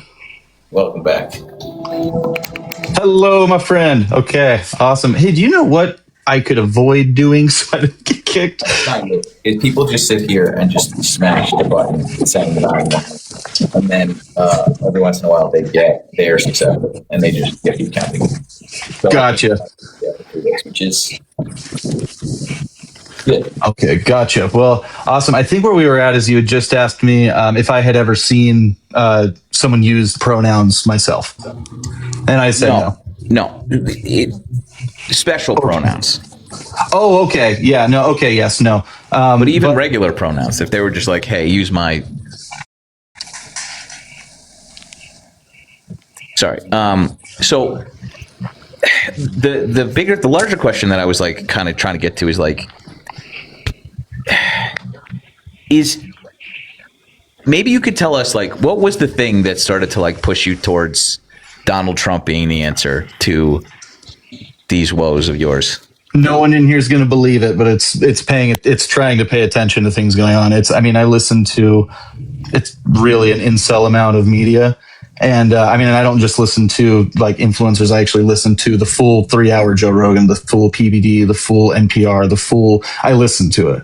So that's where it's hard for me is sometimes you have the pattern recognition to notice something's off or someone's maybe inflating something or someone's putting a slant on it, let's say, just to maybe get more of their narrative push than just what is. And I'm more of just like, I just want things to be. I don't care what the truth is. I just want it to be the truth. That's why right now, with a lot of us on the right side, we're eating a ton of crow. This week has fucking sucked for us, and I'll admit that. Like, yeah, so you keep saying that like this week. I do like here again. I don't think that you need me to sort of like harp on this, but like the last 8 years have sucked for us. Do you know what I mean? Yeah. You know who it sucks for more is the people who are being like brutalized at the hands of this current administration. Like that's who it sucks for. Like you were wrong. That's tough. But like, sure. And like to some extent, there are a lot of you who are like, my bad. There are plenty more who will never say word one about being wrong, which is more dangerous because we are doomed to just sit here and repeat this shit into oblivion. But like the main question I'm asking you is like what? So like Joe Rogan says to you, what? What is the thing? What is the thing that you keep hearing that like drives you? That makes sense. I mean, right now it's hard. Right now it is getting hard, especially with current information coming out. I haven't seen the thing yet that completely blackballs Trump. I've heard it. I've heard like you're saying, million files, and I've heard, he's in there doing all these horrible things. I've looked for it. I am trying to actively find those same accounts and pictures and everything because I want to know the truth. I mean, it sounds like Elon's in there, right? Which is confusing as shit because it's like you have this is the timeline that maybe correct me if I'm wrong, but the timeline I know is you have 2005, apparently Trump kicks Epstein out of Mar-a-Lago. You have 2016 where he's actually saying in a CNN interview or an MSNBC, hey, somebody's got to check out that Jeffrey Epstein's island. There's some weird stuff going on there. And it's like, that's kind of the first real introduction because he had got a sweetheart deal and it was kind of pushed under the rug during 2008 to 12, where we didn't really know that. The guy who gave him the sweetheart deal is currently employed by our government under Donald Trump. Right, which is where we are eating crow. Yeah, but we knew that. We knew that in 2016, brother. And this again, like that's again, fine, sure. You mea culpa, but like I'm trying to figure out like. What was the thing that you were like, I'm a Democrat. Things that I'm noticing are pushing me to the right, and I can't vote for a Democrat this last election. I think right now I'm seeing the left be able to take more jokes and be more like central on things. I think and maybe it's just my echo chambers, the people I'm around for the last or personal experience, but the scene here and the people I'm around, it seems like it's been very polarizing. Like it seems like you can't be far left enough. In a way, like if you don't agree with 100% of the ideology, then you're kind of not. That's a problem. That's a problem we experience also. But like, I'll speak on that for 2 seconds. Okay. It is out of a righteous desire to be as good as we can be and hold our side to the absolute maximum pedestal of human beings around us. And so like if someone says a joke that is at the expense of somebody who cannot defend themselves, you're a piece of shit. And like you're gonna hear from it for about all of us. And so like I'm going to stand up for if you say like if you make a joke that's in poor taste, I'm gonna go after you. And like it's not because I'm offended, it's because they're offended. And you are making fun of them, and you don't give a shit if they're offended. So I'm going to make fun like that. It is out of a desire to be good that we can't take a joke. That's where that comes from. Does that make sense? You know what's funny is I was talking to Scott, the guy that put me on to you, and he had a similar explanation for that. So that does make sense to me. It makes sense to me that you would. So like when I hear you be like, I'm coming around to the left because they're starting to be able to take jokes again, I'm like, that's a shitty reason for you to align yourself with the right. Why, can I ask you why you align with the left then? Like, do you not experience that kind of harshness, or because you actually seem pretty cool? Like you've said some things I wouldn't expect like most liberals to say. So, and like I said, I'm new to you, Sat. So that's fine. That's fine. But like in the sense that like, no, I mean, sure. Like there have been times where like I have been lumped into certain things where like I don't feel like it is constructive, or I think that people are like being overly sensitive. Fine, but I also understand their perspective and why they're feeling like that. And so like I also don't hold it against them for again, I understand where this is coming from. So like I don't fault people for being overly sensitive in a time where the current president of the United States is openly making fun of handicapped people and defaming a woman he assaulted. Do you know what I mean? Like we deserve better people in office. I mean, we both agree. There's 380 million Americans. I think we do deserve people that are going to be a little less facetious and more, grounded going forward. I don't know if that'll ever happen, but it does suck because at the end of the day, we have to pick between two. That's why I didn't vote between Hillary and Trump originally, is because I was like, what is the fucking point here? Like I didn't, and it is a difference in opinions, but I didn't see a plus, like being like, well, if I vote for Hillary, what does that world look like? And sure. So I just didn't do anything. Did anyone walk you through that decision though? Yeah, honestly, at the time, no, I was not as politically inclined. Like I was not really. So save the fact that like we lost a bunch of Supreme Court nominations and we got like laughed out of the fucking Paris Climate Accord, and we like all this shit global scale. He absolutely fucking chunked our COVID response and just made a complete mess of it. And also he like tried to quid pro quo Ukraine and all this shit, and like because he knew how involved he was in this other shit, and then Russia knew how. Okay, we're skipping all of that. The question I asked you a minute ago was what is pushing you? What is it? What did push? Is it the like identity politics? Is it the actual politics? What is it that like you saw yourself able to vote for Donald Trump this last time? Well, I mean, I do think some of the things I said do have validity in my own life. Maybe it's different for other people, but I think I saw people becoming more harsh, more unwilling to take a joke or be understanding of others. And then I think too, another thing for me is my band is focused around, or I have a pretty big military support for my band. Mm-hmm. So in being around those guys, I think it does rub off on you to hear their stories, hear what they think about things. And then I do support the warrior for the most part. Like I really do like those guys because it sounds like with Afghanistan, a lot of stuff they've been lied to, and I think they just want to be good people and do what's right, and they maybe got used a lot. So I think that's where it's kind of stemmed from for a while, is being around those types of people. So people in the military giving you, so like, first of all, I have to say that like I know a lot of service members now who are very loud about their left-leaning politics, and understand that they're like, their oath to the Constitution is being made a mockery of by the current president, and the ways in which that he like just shits all over our sort of agreed upon rule of law constantly. And like it is talk about fucking kneeling for the flag. It is a direct sort of slight against all of our service members who are told that they're fighting for our Constitution, when in reality it's just the fucking oil that they went to go start proxy wars.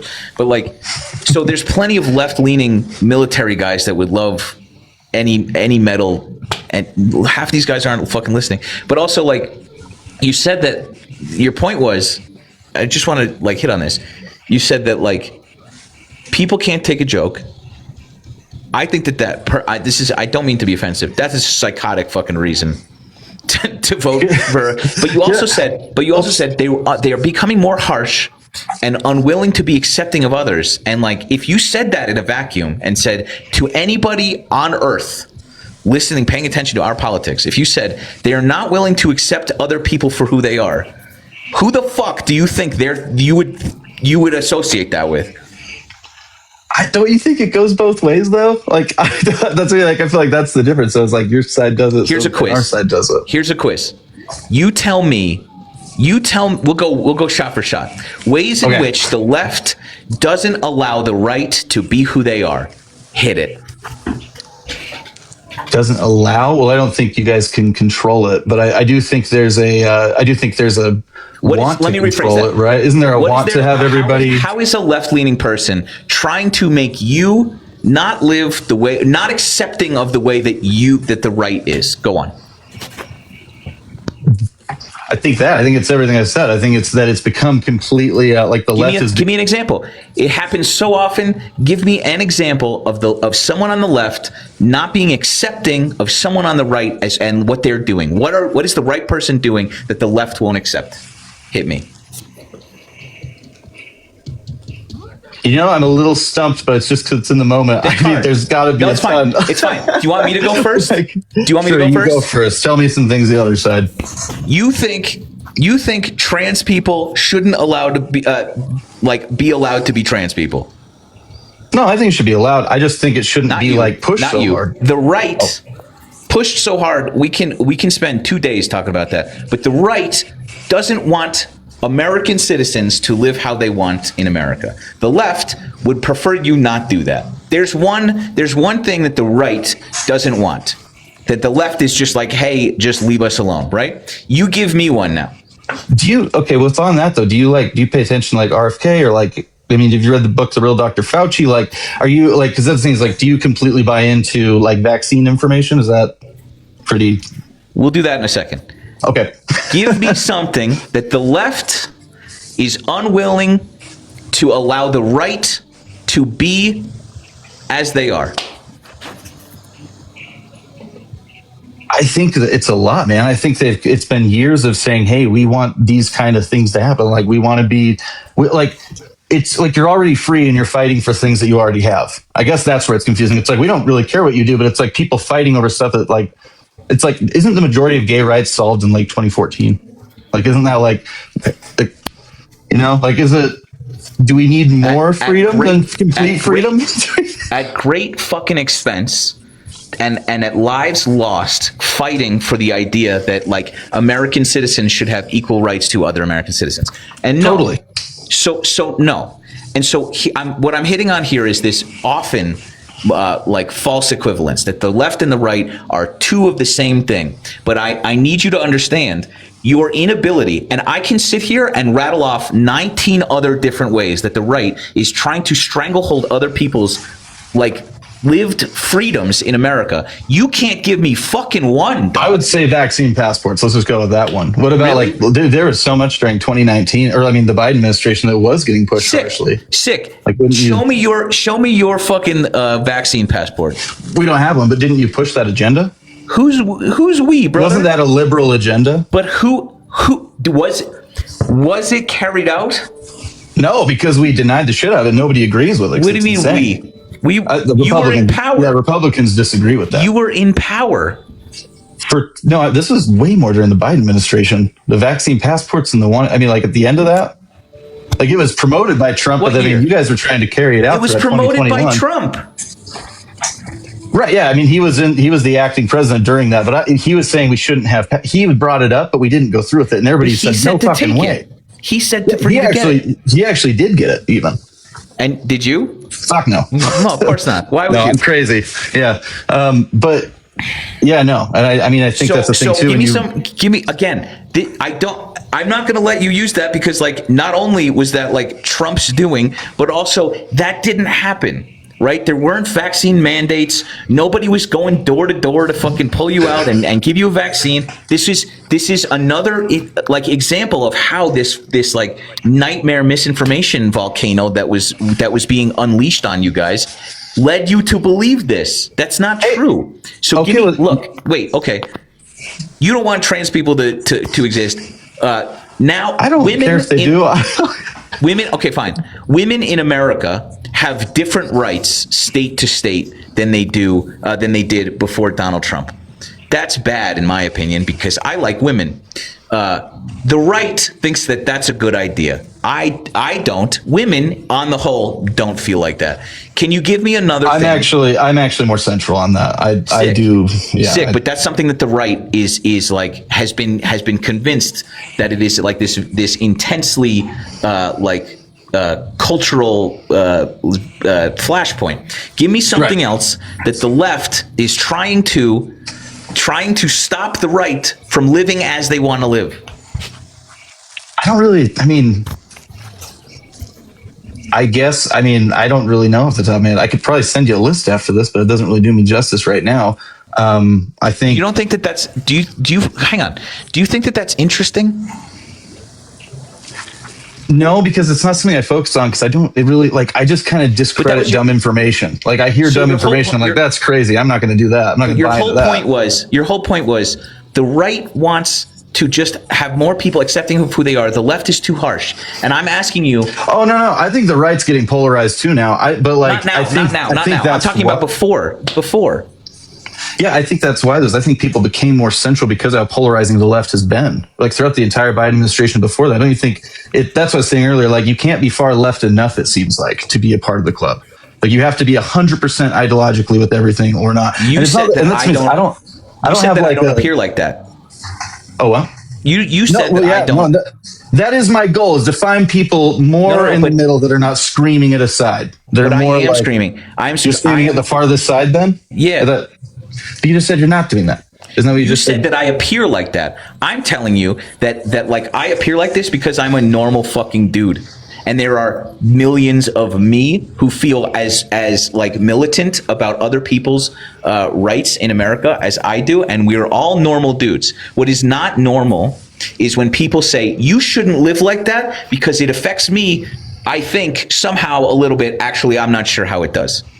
What do you think? This is the next part of this conversation where I ask you any of these things that the right wants to control, how it affects your life. What about puberty blockers? Then you go, actually it doesn't. And I go, isn't that interesting? And then you go, no. Okay, I think I do. I have thought of one.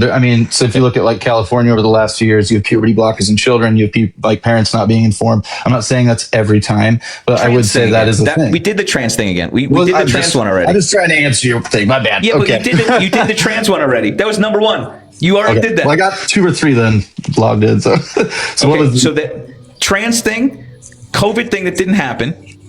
COVID thing that didn't happen? Which one was that? Keep going. Which one was the vaccine passports? Well, no, it was what do you think they're trying to do? Not did they accomplish? Right? Because like that, I don't think you guys didn't accomplish it, but I do think that was an agenda, right? It was a pushed agenda for you to get a vaccine. For vaccine passports, I think, yeah, because you guys were even saying like, "Hey, get them," or fuck Jimmy Kimmel being like, "If you guys don't get a passport, then I guess just go die, Wheezy." Like that did happen. 2016, you guys I say you, but like left-wing media was completely discrediting all of the Epstein files and Pizzagate. Like Jon Stewart and Colbert are both on there being like, "Oh, if you reference pizza, that's just fucking fake." Oh God. So what's crazy is that this information is coming out and is convincing people that they were right about Pizzagate. No, I think that if you read the 4chan emails in there, I think what they did is that tinfoil hat, everybody, this isn't just speculation. I think what they did is let's not, because I just got banned for misinformation. My point is this. Is that what it was? we can continue down this road, but like overwhelmingly, I'm happy to say this, overwhelmingly, the right is doing their level best to make people live how they want to live, or how people want to or should live according to them. And the left is saying, stop doing that. Stop doing that. Right? Fundamentally, that is. I think we're both doing it to each other a little bit, but yeah, sure, okay. How does someone who is trans in California affect your life? Because it seeps through and starts moving through everything. That's what a movement is. A trans kid does a kickflip I have in a guy California, and it seeps through your fucking life somehow. It better kickflip, but no, I mean, dude, my friend had that happen. Like, he lives here in Utah, so I mean, that's Had what happen? that thing we're talking about, where you have his daughter was being told that she could change and all this, and they weren't informing the parents because I don't know if they live here. I think his wife lives. I think his wife lives in California, but he is here. Like, he lives here, and I mean, so I can't say it's a happening in Utah problem, but it's clearly by proxy happening, and it could come in soon, right? Isn't that is like? Do we just wait till things get really, like, I don't want to say bad because I don't think it's that big of a deal, but like, do we wait till things like we just wait and see? We're like, oh, well, I'm sure it'll be fine. They probably got it. Like, is that the mentality we should have with everything you guys think? Are you for real? I think so. I hope I'm not being rude. But Let's just run this through. Okay, so like, if I said to you, I know your friend, and that didn't happen. Okay, that'd be a lie. So go on. Oh, okay. So how in the fuck am I going to sit here and go, let's make like policy decisions based on this dude's friend who might have had this happen. The Right, details like, of okay. which you will admit are very fucking fuzzy to you. Wait, You have what no is the idea about percentage this. of trans and You're gay like, people? I don't know where he what lives, is- and I think that maybe this is happening. No. It is happening. I don't know where his wife lives. But okay, so on that note, then, so what is Okay, what is the why would population that, of wait, gay hang on. Why would that be a fucking, how would I be like, oh, that makes sense. We should actually like, we should actually curtail kids like exploring this a little bit. Well, because you asked Doesn't me if make there's any anything you guys are imposing on us that's We are not is happening, okay, and that is happening. I'm sure I let's can ask send this you like question. Let's 50 ask this cases question. of that. Did you choose, and if so, when did you choose to be straight? Choose? My God. Choosing? Well, I was waiting for the preschool teacher to tell me, but I don't know. I was, from birth. Yeah, I agree no that bullshit. gay people are gay from birth. I'm not the guy that's going to say that's wrong. I do think Do you think that Will and Grace being on television forced people into thinking that they are gay? Absolutely not. Then why, brother, do you think that people can be convinced that they're fucking trans? No. Well, did you see the thing that got put out yesterday? I'm not saying they can be, but it sounds like they made a conservative effort to try and do that to people, given the new information that was just put out. You read a thing in the Epstein files, but that doesn't Which is answer my alleged. question. It is alleged. So who knows if That it's doesn't answer even my true, question. right? That doesn't answer my question.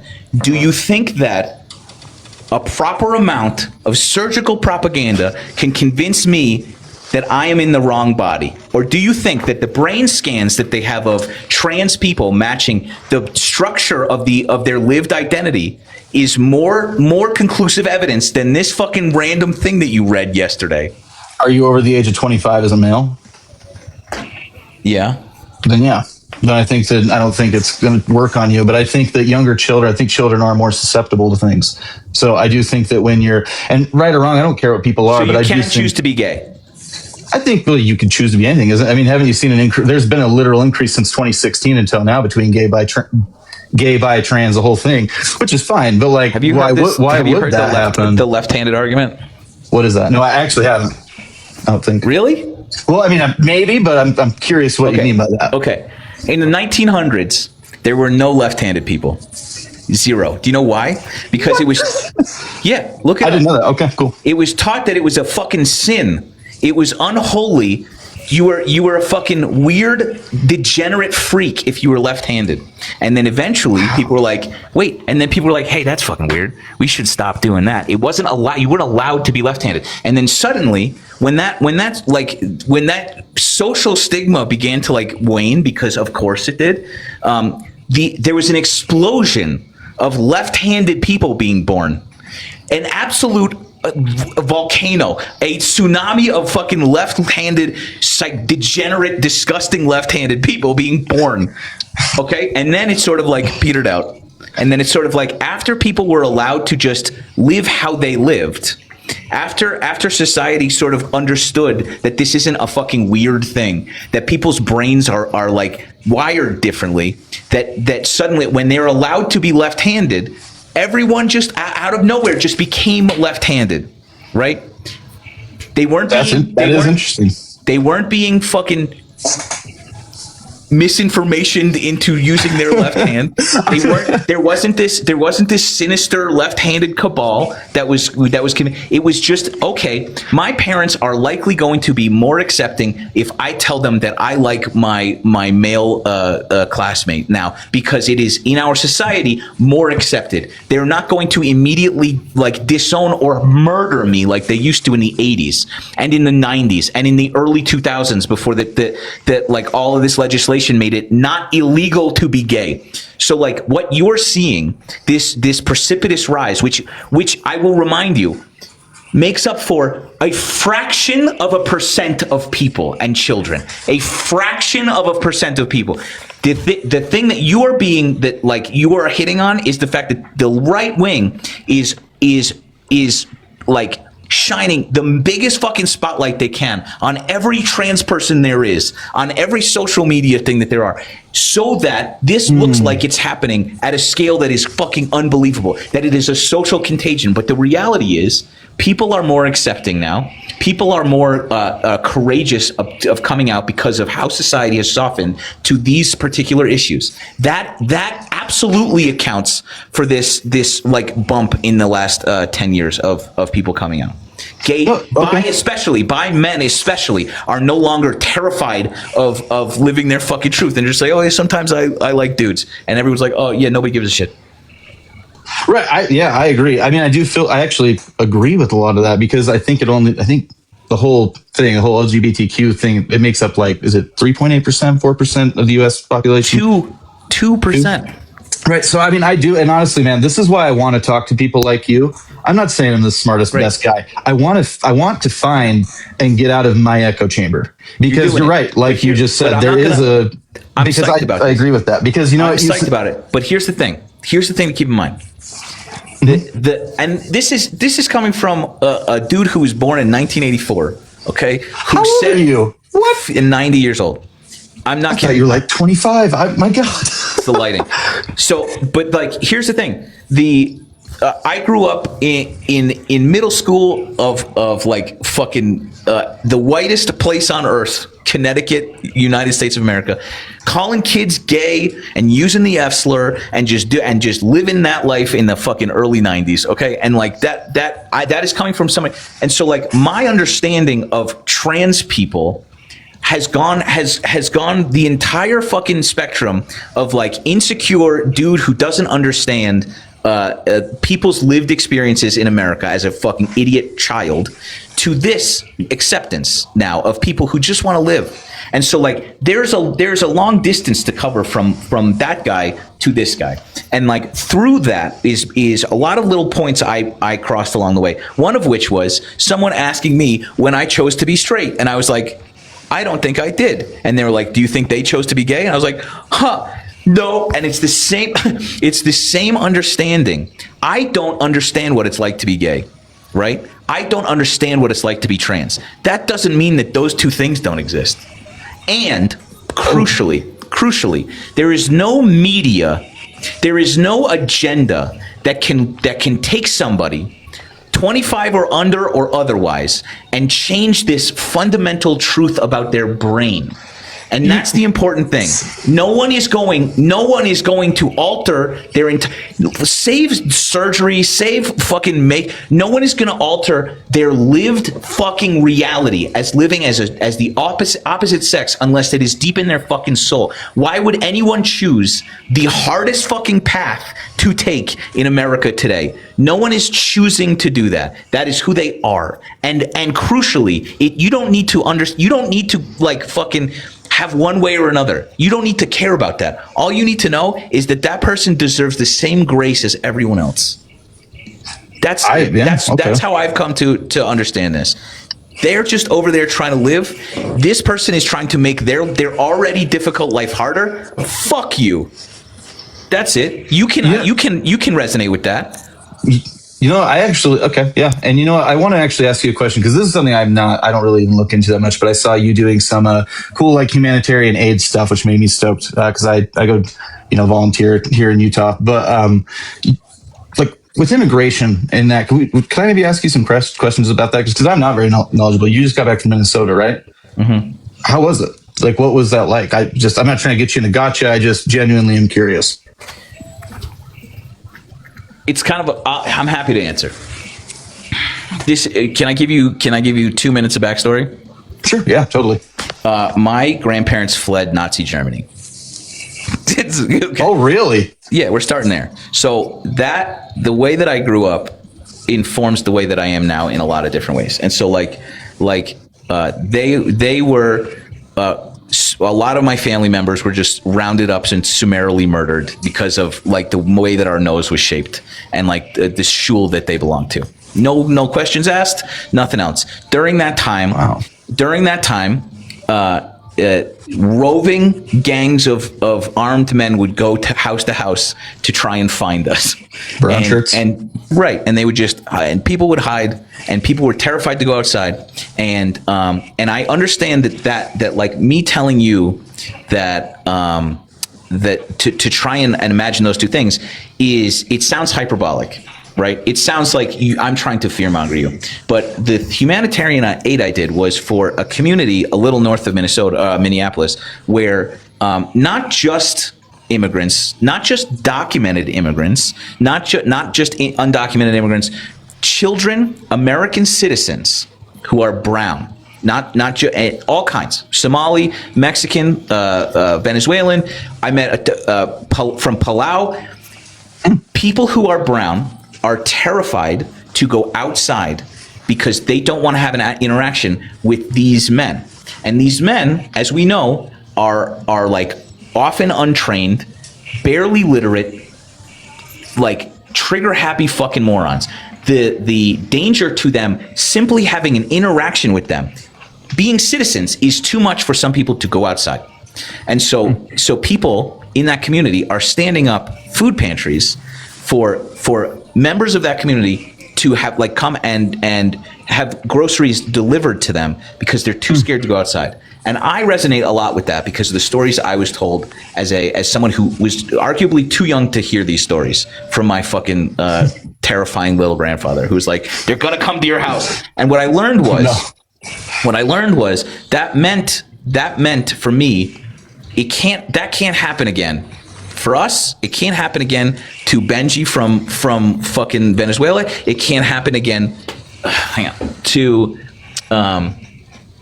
that. I learned that lesson.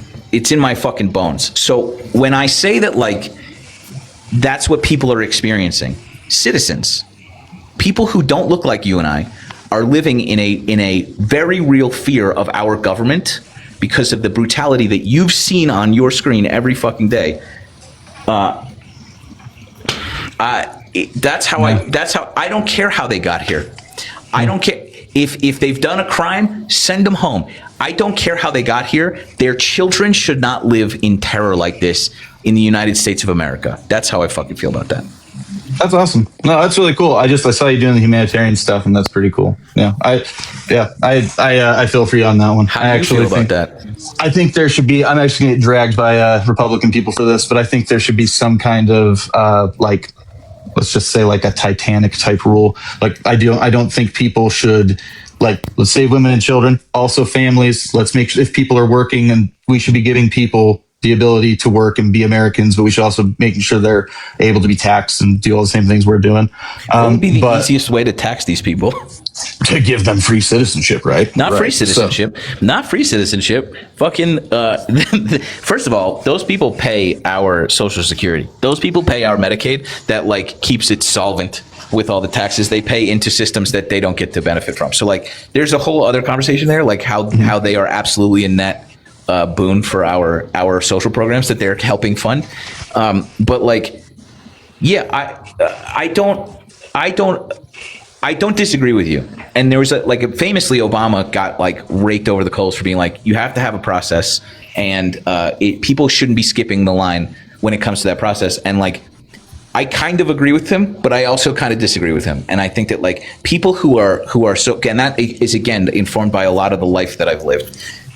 People are coming here from places that you don't understand, that I don't understand, that are coming here to try and to fight and work every day into the night to try and give their families a better shot. And like I wouldn't know how to file for fucking asylum in a country that I would just go. I would do what I need to do to get my And so like, what I want to do is make it easier for people to attain citizenship. If you do a crime, you immediately get sent fucking home, right? Great. Nobody is going to fight that. But what we're seeing doesn't align with the messaging from the right. Which is where I agree. I do agree. They're saying do it the right way, and then they're showing up at court as those people do it the right way and drag them and leave their fucking cat to starve to death as they're shipped to fucking Guantanamo.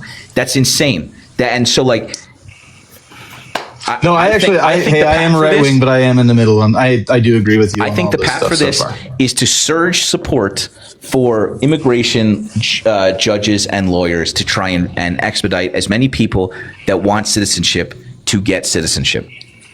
Yeah. Period. Dude, because there's a lot of incels here that don't want to work in general. And I'm okay with people that want to have a good life and work hard and live the American dream. And that's a really cool backstory you just told about your grandparents and leaving. That actually makes that gives me some perspective on maybe why you're so strong-willed in your area with all that. So sure, but like I wouldn't say lucky, but like I've talked about like there's a guy named Jolly Good Ginger who is another just insufferable lib who was raised in an incredibly racist sort of house in the South, and just like the distance that he had to cover to get to where he is now to understand the sort of like the same sort of empathy that I have for people was much less than the distance that I had to cover. This is the journey that I've had is not as difficult because I was like, this was beat into my head. And I'd like to think that I would have arrived here the same way that other people have arrived here without this sort of like backstory, because it's where we need to be. It is to defend your neighbors is a very like an incredibly American thing to do. To try and empathize with your neighbor's struggles is an incredibly American thing to do. Your neighbor doesn't have to have a piece of paper that says that they live here for that to be true. Yeah, I do. I mean, here's where I think it gets kind of weird, and I'm not trying to give you like major pushback, but it is a speculation I have, or a steel man maybe, is like, was it like letting in as many people as we did, as quick as we did? Do you think that did implicate voting at all? Or do you think that does? Or do you think maybe we should have done it maybe differently if we were really trying to help people rather than just flood the gates? Because I am confused on that. I don't know what to really think about it. And also too, my other question is assimilate. Sorry, you go first. You're fine. Look up Hispanic men's voting records this last time, and you tell me if that was a benefit to the liberals. Okay, I don't know what it was. Even was it really high for our side? Here's the other thing. Okay, so just trying to understand this point of view, because like I think it's not like an uncommon thought process. The story goes like this: people cross our border illegally in Texas, right? And they just run across the border and then they disappear into fucking Nebraska or whatever. The first thing that they do is find and register themselves to vote. No. I think more like New York, when you like, I think wasn't it New York where they're pushing more, like trying to get people. Man. They couldn't vote. No. You need to prove your citizenship to register. You need a social security number. You registered. You registered. How did you register? So so in other states then, like California, New York, that wasn't. You don't think that was happening? Okay. Yeah. So this is really this is a little illuminating, but like oftentimes we arrive at the truth together sometimes like this, which is like, what do you think is happening? And then when you say it out loud, sometimes you're like, oh, that doesn't make a ton of sense. If California was just like, come on in and vote, like what would the mechanics be? They're coming into California, right? They crossed in San Jose, and they're in like San Diego, and then what? In November of 2024, what happens? Nothing, because you're right. They don't have Social Security, so yeah, that makes sense. And this is the thing. That is the number one thing that is fed to Republicans through this like massive propaganda effort, which is like they're coming across and stealing our votes. Right? Yeah, healthcare, the whole thing. So that I'm not saying that is happening, but I'm just. And not only that, not only in the healthcare, on the healthcare tip, brother, this big beautiful bill kicked 14 million Americans off Medicaid, and then with that money they stood up ICE. So they spent $40 billion on like purchasing properties, that these enormous gigafactories in red states to set up as concentration camps to move people out of favorable blue state, so they're away from blue state judges. They're trying to move people from where they're living for 20 fucking years so that red state judges can just expedite, and they're just like they're not set up for human. So my point in saying that is, with all of that money that was meant for our health care, for my mother's fucking Parkinson's care, they took that and said, actually, we're going to brutalize all of these people so that Republicans who think that they are being disenfranchised by these people feel good about themselves. Well, that's an interesting perspective, yeah. It is a perspective. It also happens to have the benefit of being true. You can go look up. Not a word of this is a lie. I sit and just consume this shit all day long. And that's crazy. Are you going back out there anytime soon? Or is there? I think it was. I saw the other day they said they're pulling out of it. Is that true then, or do you not? What do you think about that? With Tom Homan saying what he was saying, they say a lot of things. And do you think they're just going to stay there covertly? Having been in Minnesota, it's kind of, we'll believe it when we see it. But it's also like, that doesn't mean that we're out of the woods. So like, again, you want to know another interesting, like not funny history tidbit? This is going to wrinkle your brain a little bit. Okay. In the 30s, there was a bunch of people that went to jail for trying to install Hitler, right? And when Hitler rose to power, he freed something in the neighborhood of like 2,500 to 3,000 of these fucking people, right? And then those people went on to serve in the Gestapo, in the sort of secret police, where there was these party loyalists who were freed from prison. If you don't believe me, I beg of you to go look this up. No, brown shirts are real. And then past that, what were they called? Interceptor or something? I forget what they were, but the more covert. Yeah. People were freed from January 6th. And the recruiting mechanism for ICE is such that it is absolutely recruiting those same people who are ungovernable, so absolutely that have zero oversight and are encouraged to inflict as much violence as they can on behalf of the guy that fucking freed them. The echoes of this shit is so loud, and like I understand the fatigue of being called a Nazi all the time. Like I'm sure both that like probably, yeah. We don't get called Nazis that much, but like the right wing does. But like the echoes of this, and this, my point is that like police are trained and they still do a bad job. Police still, like, first of all, the history of policing in America, not good. Like there are plenty of bad people who become police so that they can like enact their sort of like violence legally onto us, and especially black and brown people. But like it's that times a trillion. With no oversight, they're given like weapons of war, no training, and we're seeing it play out in the sort of like detention of like citizens and non-citizens alike. They're being brutalized in front of us with no repercussions, and they're also fucking wearing a mask.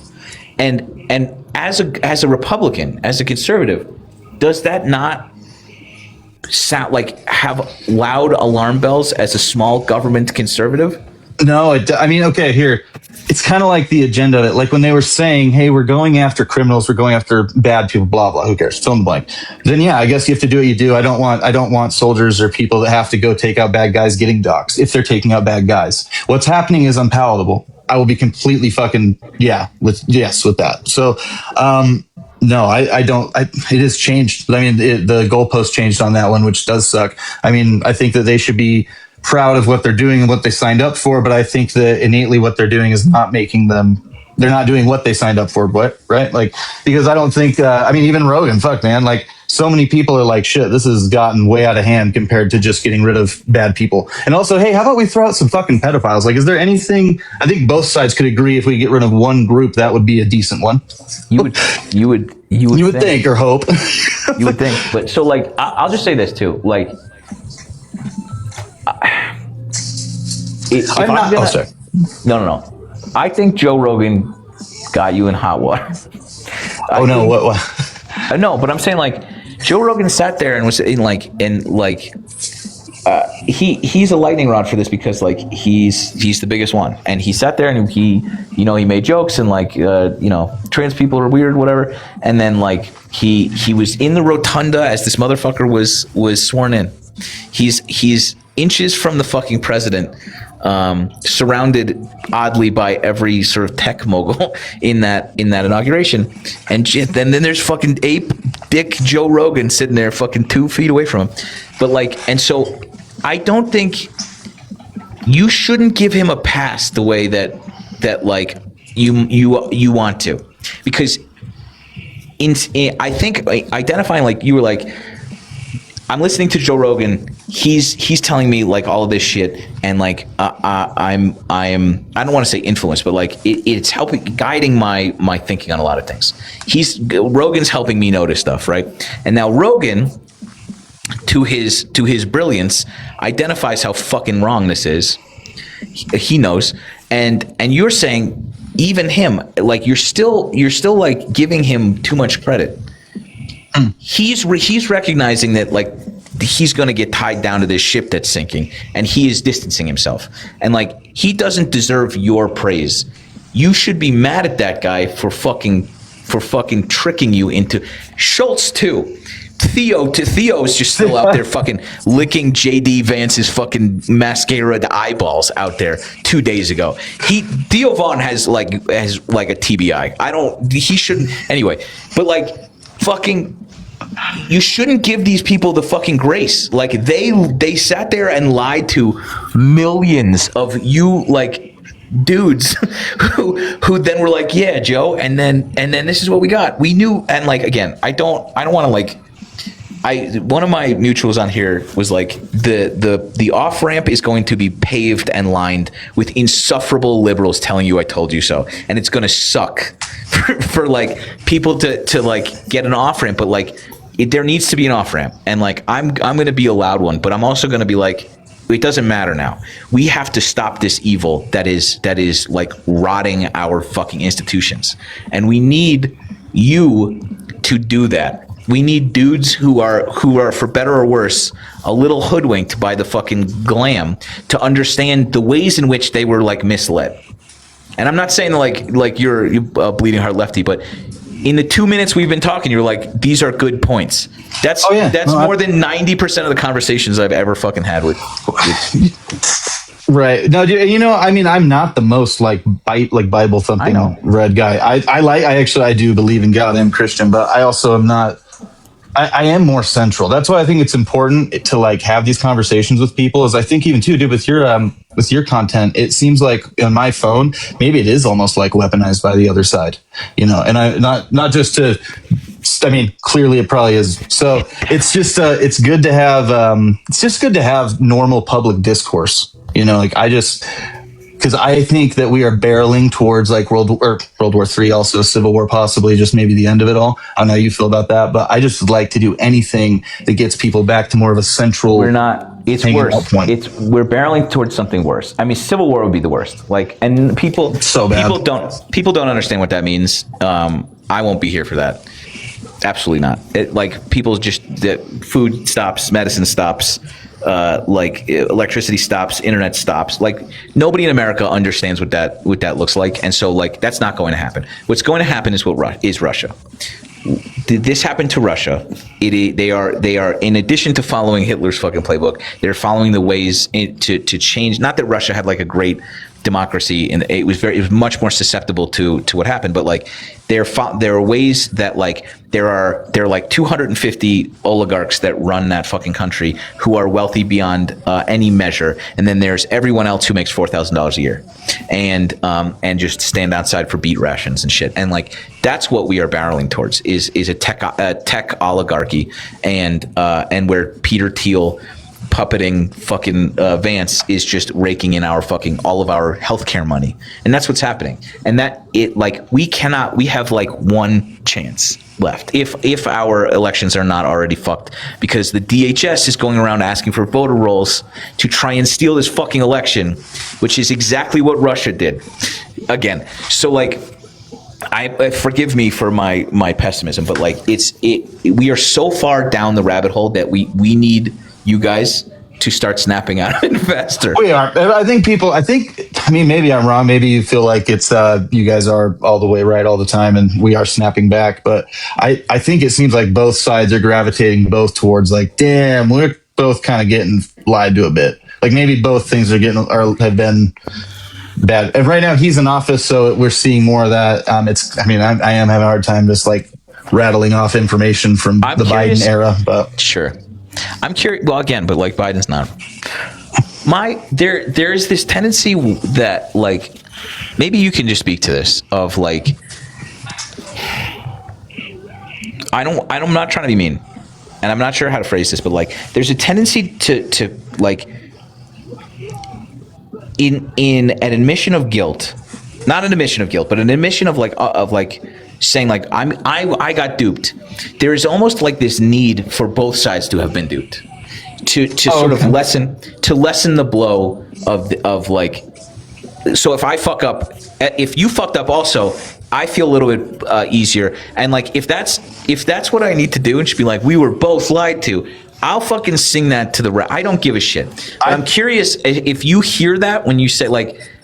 I don't know what I've been wrong about, and that's not like a condescending piece of shit thing to say. But I'm thinking about this, and I'm going like, what was it?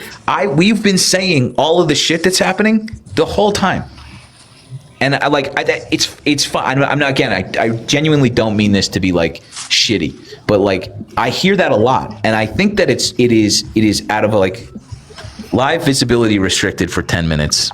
Oh, son of a bitch. I'm still here, but I guess it's. I know. Anyway, do you have any thoughts on that as we close? Oh my gosh, you said that my mind just went blank. Let's say it one more time quickly. Both sides thing. Is it easier to say that I was wrong if the other guy was a little bit wrong also? You know what? I think so. I think it would help us all kind of center back a little so that we can maybe not end up in a bad place. But even if you guys are more right, I'm willing to say I'm wrong. I know, I don't think I'm level headed as you. Well, and this is why my podcast, which is nothing right now, is so important. Is I want people. I feel like the loudest voices right now are the people that are abrasive and facetious on both sides, for the most part, whether we're right or wrong or whatever. I think it's more important to have the people more in the middle that are willing to say, hey, you know what, you might be right about that. I can look into that. I think both parties need to get back to that. Otherwise, we're kind of just maybe that's too high hopes or fake, or maybe we're past that. But I hear that. I hear that. The issue with that is sometimes like okay. I use this example a lot. I think the earth is flat. I don't actually think the earth is flat. Okay. I think the earth is flat. you don't think the Earth is flat because you're a fucking normal human being, right? But I think the Earth is fucking flat, dude. Shouldn't we come to an agreement somewhere in the middle? Yeah, I mean, I like the idea of fun conspiracies. Okay. No. Oh, okay, but no, yeah, I don't agree it's real at all. But like as a silly, fun thought, yeah, past that, fuck no. Okay. What I'm saying is, some ideas don't deserve the equivalent,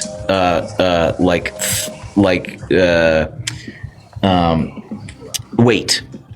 Some ideas don't need to be hashed out, right? For instance, segregation's bad, right? If someone were to come and say, hey man, we should revisit the idea of segregation, we don't meet in the middle there, right? Fuck you. I'm going to kick your fucking throat if you say that to me, right? No.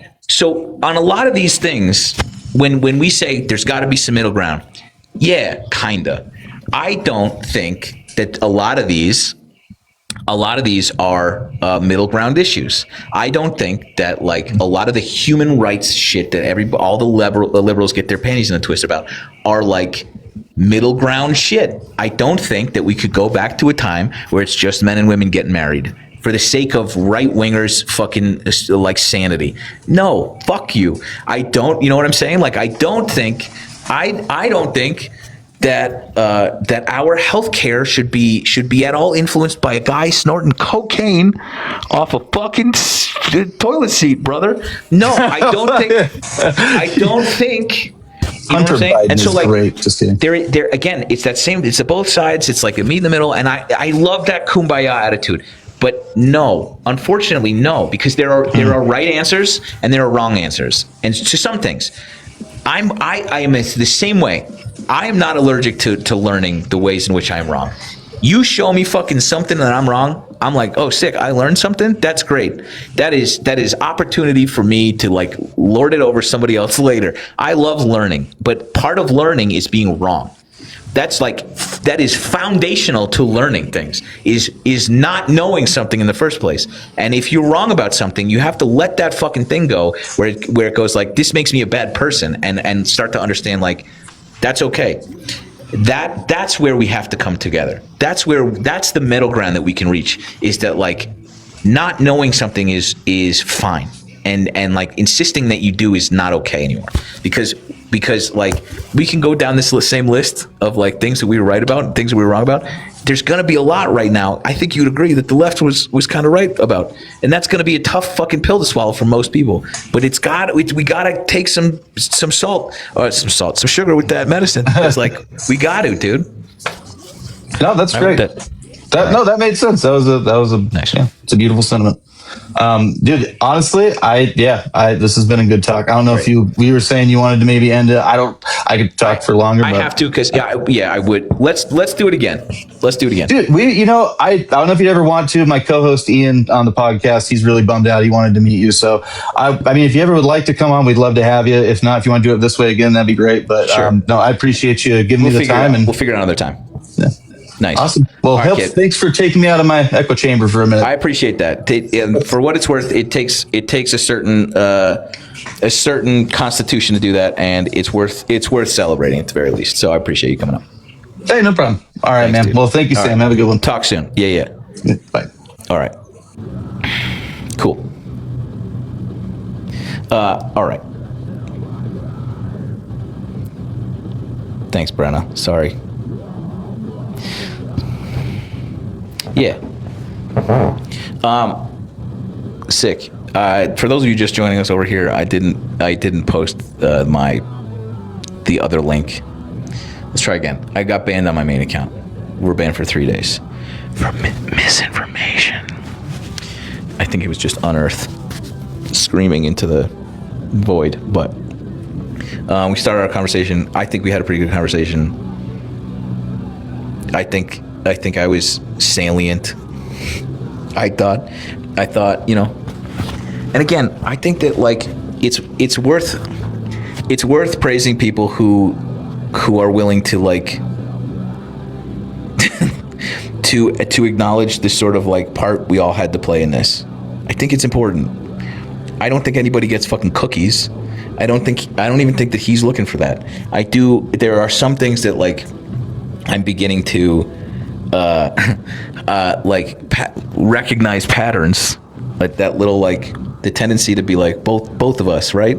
And like sure, yeah.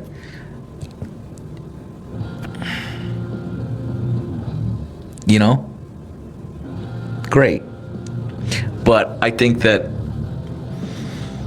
I'll just say that we need more. I don't know. I'm trying to like formulate these words. On the heels of me saying we need to be okay with being wrong sometimes, we need them to be okay with being wrong sometimes about the things that we were right about. Credit where credit's due. A lot of them are looking around going, we were super fucking wrong about this, like this shit. Not a lot of Republicans. That's not true, actually. A lot of Republicans are looking around at ICE going like, this fucking sucks. It's the least popular thing next to the tariffs, which are the most unpopular thing that he's doing, that Republicans are like looking around going, oh, this, I was wrong about this also. And now the Epstein shit. They were wrong about that too. And so there's a lot happening for them, right? I don't remember a thing about that we were wrong about, if I think hard. You know what I'm saying? But, you know, I don't know why trans people are the fucking linchpin here. And if it is a massive psyop that Jeffrey Epstein did, like, they did a good job because people are terrified of trans people, and people are terrified of trans people in a way that, like, they should have been terrified of COVID. That dude should have been scared of COVID and wanting to get a perfectly safe vaccine that we all got, the same way he's scared of trans people. You can't catch it. Like, you can't catch it. You can't catch trans. You can catch a trans person. Take them home with you. Maybe kiss. But like that, it can't be, it's not a fucking contagion. And it is told to them as if that's what's happening to the children. And so it is the fatal flaw in the Death Star. It's in the middle of the fucking this whole thing, because they're like, I can get on board with gay rights. I can, you know, sometimes women need to not die during pregnancy. I need to do, but these trans people, and you're like, why? You don't know any. You don't know any, and your kids don't give a shit.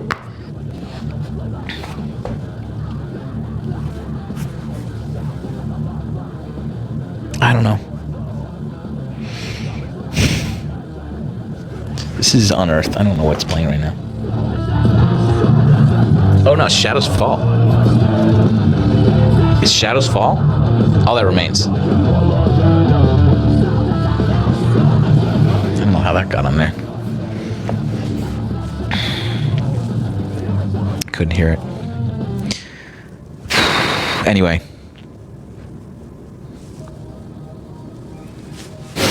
I'm bummed about my main account. That's gonna tank my fucking Joe Rogan stan.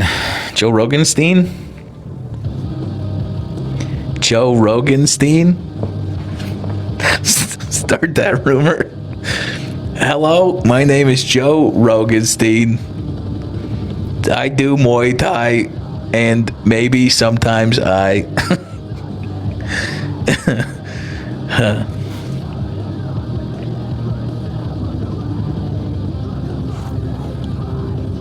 You don't like Darkest Hour? It's fucked up. It's fucked up. Okay, you get more Unearthed then. Has this just been playing this whole time? You can hear it? I can't hear it. Oh, God. All right, I'll turn it off. Damn, I didn't know. Was it loud? Could you hear? Why didn't you say anything? I could barely hear it.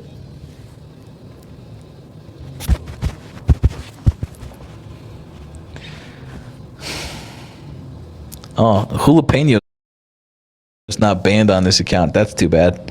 We'll have to figure that out.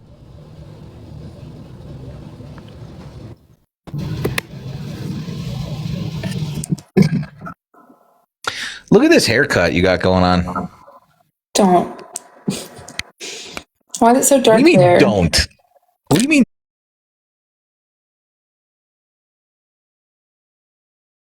Don't.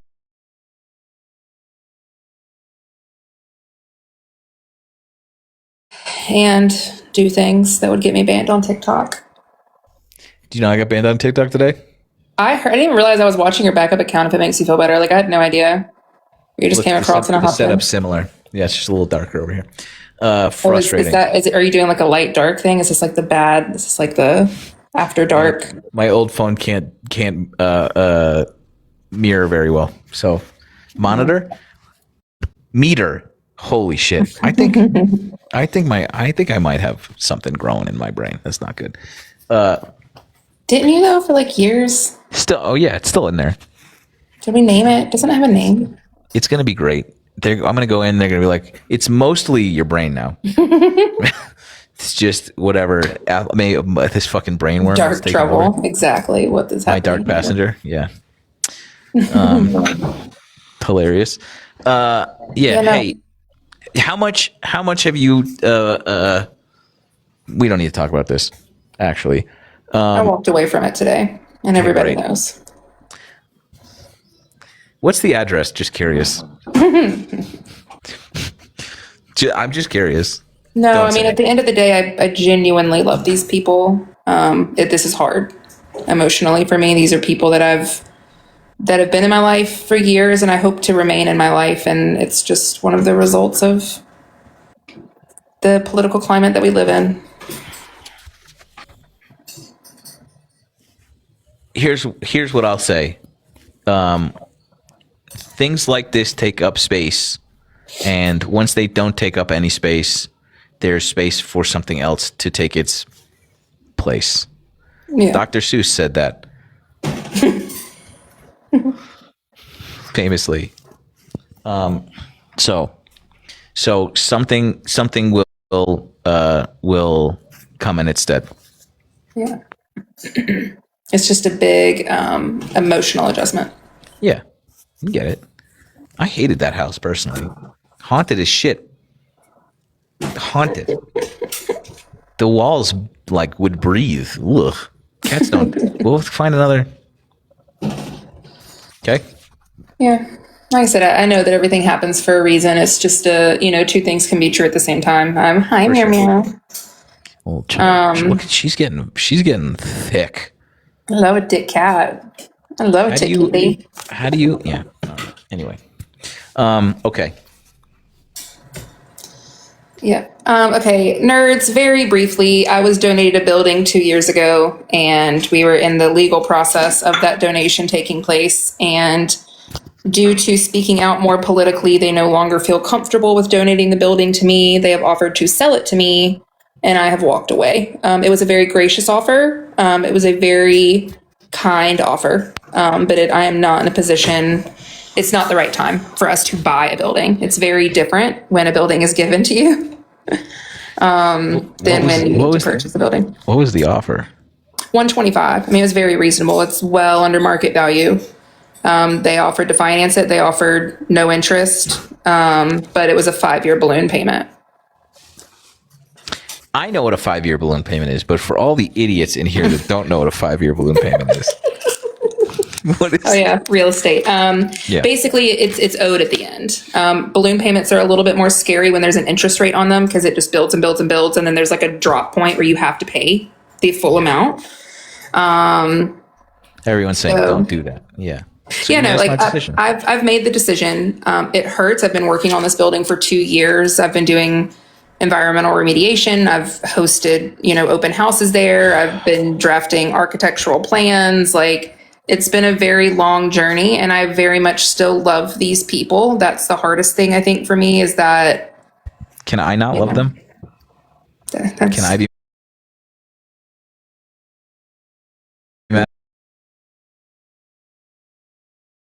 furious with the Passion of 1,000 Dying Suns. Like, so they walk me through this process. They look at you and they're like, I'm going to give you this building. Let's not use you. I'm going to give somebody a building because of all the good that they're doing for this like community and all these little fucking idiot animals who need to not die. And Carly's just not allowing these idiot fucking animals to not die. And she's just doing it and like also raising a family and also like being entertaining and also like with wealth of knowledge and all. And like, I don't like what she's. All of that is undone by, and now like it would make sense if you were like said the N-word a bunch of times. That would make sense. Yeah, if someone's saying some crazy shit, sure, don't give them your old gas station. But for you to be like, hey, sometimes gay people should be allowed to like not die. You're not at fault here. You're not making things political. These aren't political stances you're taking. Don't cry. That's Yeah, like I said, there's just a lot of moving parts emotionally for me. I do think that we've, made the right decisions, and I think that they made the right decision for them. The reality is like, this is a legacy for them and they get to choose that legacy. And I want them to feel comfortable with the legacy that they're leaving behind, right? Because like I have different beliefs from them, and yeah, they're choosing a legacy for sure. You like them, and I shouldn't be shitty, but I could change that legacy real quick if we want to. I think tomorrow we could change that fucking legacy.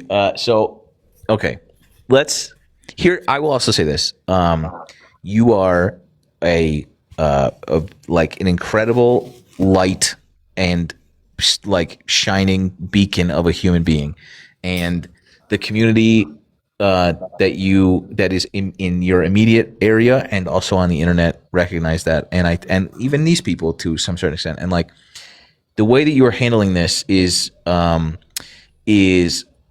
unattainable for most, and so I think stop fucking crying, okay? The take a little time to understand that like I know that I don't know why I'm telling you this, but like this is not a reflection on you or your moral, and at the very least, like if anything, this is like proof of concept for you as a human being. Like this is period. And I will also say that like I've been magnanimous on the internet before. You should take some time to really be yourself somewhere else. You know what I'm saying? And if you want to do that with me, I'm happy to entertain that. We'll just have a practice live. But like it is very gracious the way that you're doing this, and some would argue that it's unnecessary, but I think that just goes to show what a fucking lady you are, and you're the best. I agree with you. I haven't done anything wrong. I feel like they haven't done anything wrong. Correct. Neither one of us have done anything wrong. Our feelings hurt, our emotions tied into it, yes, and that really sucks. I knew walking into this with eyes wide open that when I became more me and more vocal about what I believe in and who I am as a person, that there was going to be backlash. Did I expect this? Not in a million years. Like, not in a literal million years. But the reality is, I would do it again. Like, the reality is, I am who I am, and I can't change that. What's Zillow like these days down there? I mean, the deciding factor for me, like the reality was like, if someone handed me like $125,000 check right now and they were like, go get your building, I wouldn't spend it on the building. It's because like you don't want. I need different. I need more. I need these animals out. I need surgeries. I need different things. Yeah. And that was the deciding factor for me, is I think they were very gracious in their offer. I think they genuinely do want to try to find a way to help that they feel at peace with. And I want that for them as well. Sorry. you are so well within your right to feel these feelings. This is not many people experience like the rug pull like this. It's a crazy thing that you're experiencing right now, and you work so fucking hard for this. So like this, you're absolutely there's never been more valid feelings than this. I am enraged, and but I think a little acknowledgement from me, please, about how well I'm dealing with this. Okay. I think that I can't even begin to imagine. I've had the rug pulled on me a few times, not to this extent, and through no work that I've put in at all. I've had but I think everybody's understood this. I so to some extent we have all been where you've been, but not anything even approaching how valid that you're feeling. So what would you, in a perfect world now? Well, I think this is even too early. We'll figure. It's too soon to start fucking planning. But I'll squat in a fucking Sunoco for a couple of months. It's fine. I'll just take it. I'll move to Louisiana and just set up shop in a rafters of a Sunoco like a little fucking raccoon. Probably with other raccoons, and I'll just take it. That's our Sunoco now. We're gonna figure out what to do. You're gonna figure out what to do. I won't help. I'll try, but I will probably, and whatever assistance you need from me, I will gladly do. But we're gonna figure something out, and it will exceed what this was gonna be. And I do. I've lived enough life and I've lived enough trauma to know that everything happens for a reason, for better or worse. And I am very much at peace with this decision. It's hard.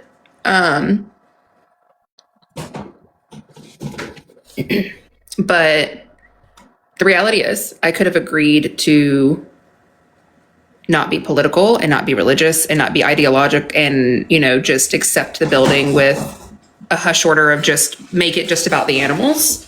And I want it to be about the animals, but I need it to be about people too. And people are political and people are religious and people are ideological. And I, didn't feel comfortable with that. And it changed a lot of things, with the agreement. And I am at the end of the day sad, but very much okay with it. Because I would rather run this rescue as myself and who I am as an individual. I don't know what these fucking cats are doing behind me. They're raging.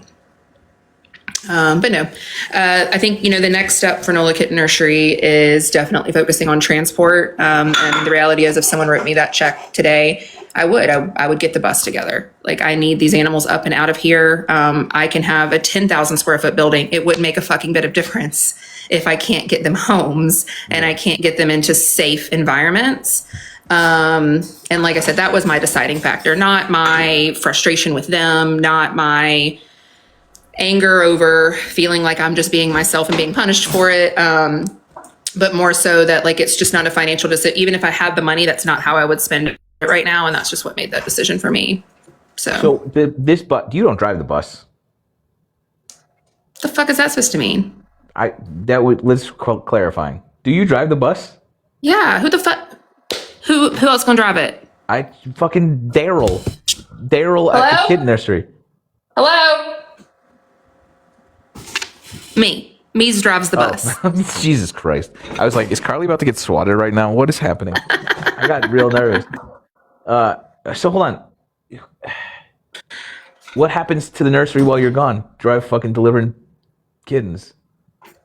So the process has been, and what I've been working towards is hiring people. That's where the majority of my money is going right now, is paying a part-time person, I have senior mods now that I pay.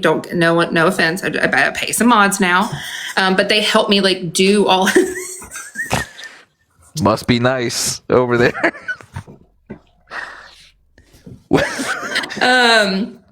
But these are women that I've trusted for 2 years. Mod money? That's crazy, dude. Holy, dude. That's nuts.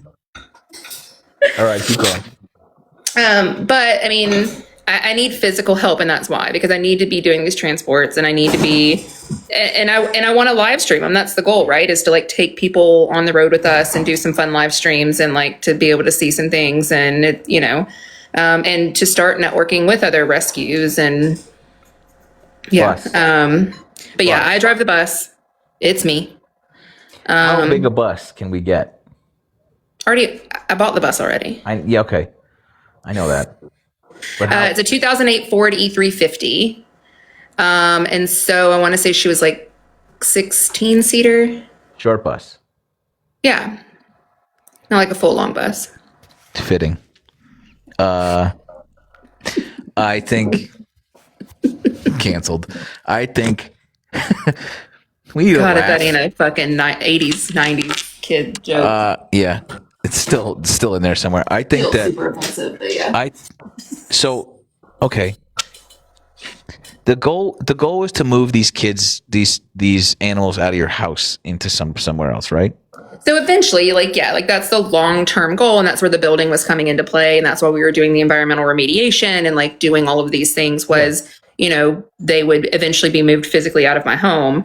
In the meantime, I came to the realization last year, like it doesn't really matter where they're located. It's the end game, which is a home, right? Like an adoptable home. And we're saturated here. We are overrun. We are euthanizing for space in most of our local shelters.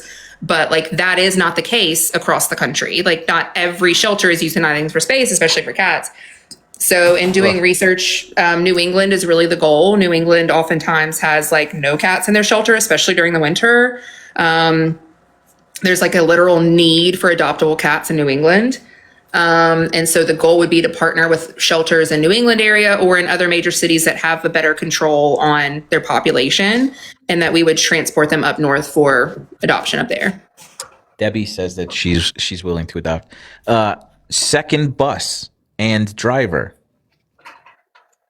Well, I need to do the first bus first. Well, it does, so let's not Nola Kitten Nursery bedazzled live stream bus, but a van capable of transporting 90,000 kittens, right? Yeah. 15 passenger van. Yeah, and I mean that's the thing. Like I could fundraise for transports now. I could rent a van and properly secure them, and it would be economical. I mean, because I still have to pay for insurance. I have to pay for all of these things. So renting a van's a temporary thing. I can get it there and back. It's way more expensive. You'll be way better off buying a van and finding a regular driver. I love logistics. This is what I did. I don't love logistics, but that's what I did for my bike racing teams often was that I was like, but I'm just trying to think. I need someone associated with Ford to donate all the maintenance on this bus. It needs a lot of work. Like the check engine light's on, the gas gauge doesn't work properly. Like we need a new windshield. Okay. I need Ford to step up and donate to fix this bus. No. Well, sure. Fine. We need a bus from Ford, but we also need a guy named Larry to come and spend $350 on this van. That's it. That's all we need. We can fundraise the shit out of Larry.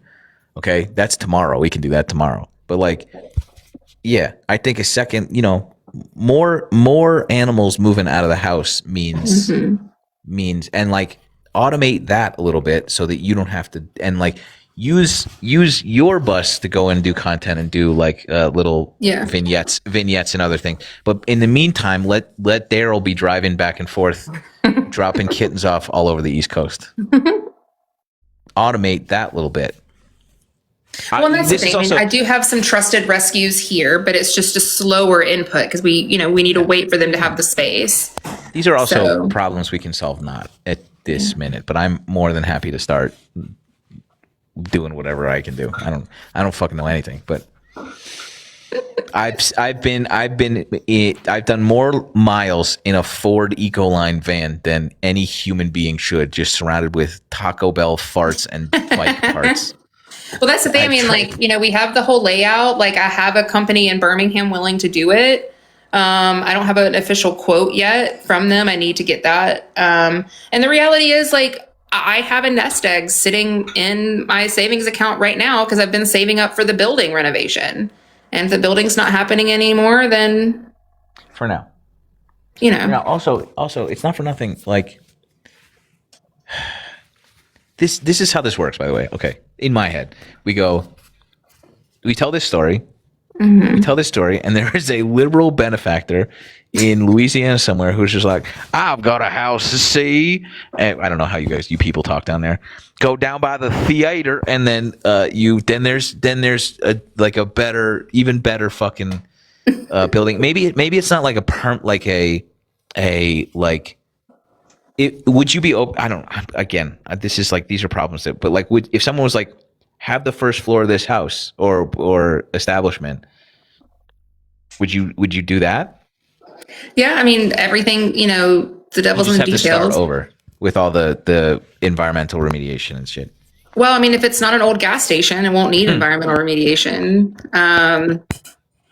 So, I mean, like, every building is going to be unique, right? And like, every building is going to be unique with the needs of, how to adapt it to this and how to adapt it to that. And then zoning is, in a major city. So like, zoning is really important, and whether or not it's zoned HUME, like, I mean, there's just a lot of things to be considered, which is why like this opportunity seemed kind of perfect. So perfect, because I can walk there. Like, it's so close to my house. It is a building that's out of commerce. I love the idea of bringing it back into commerce. Like, it's there are so many benefits to it, but it's not worth my First Amendment right to just be, to put it just bluntly. You're a fucking hero. Yeah.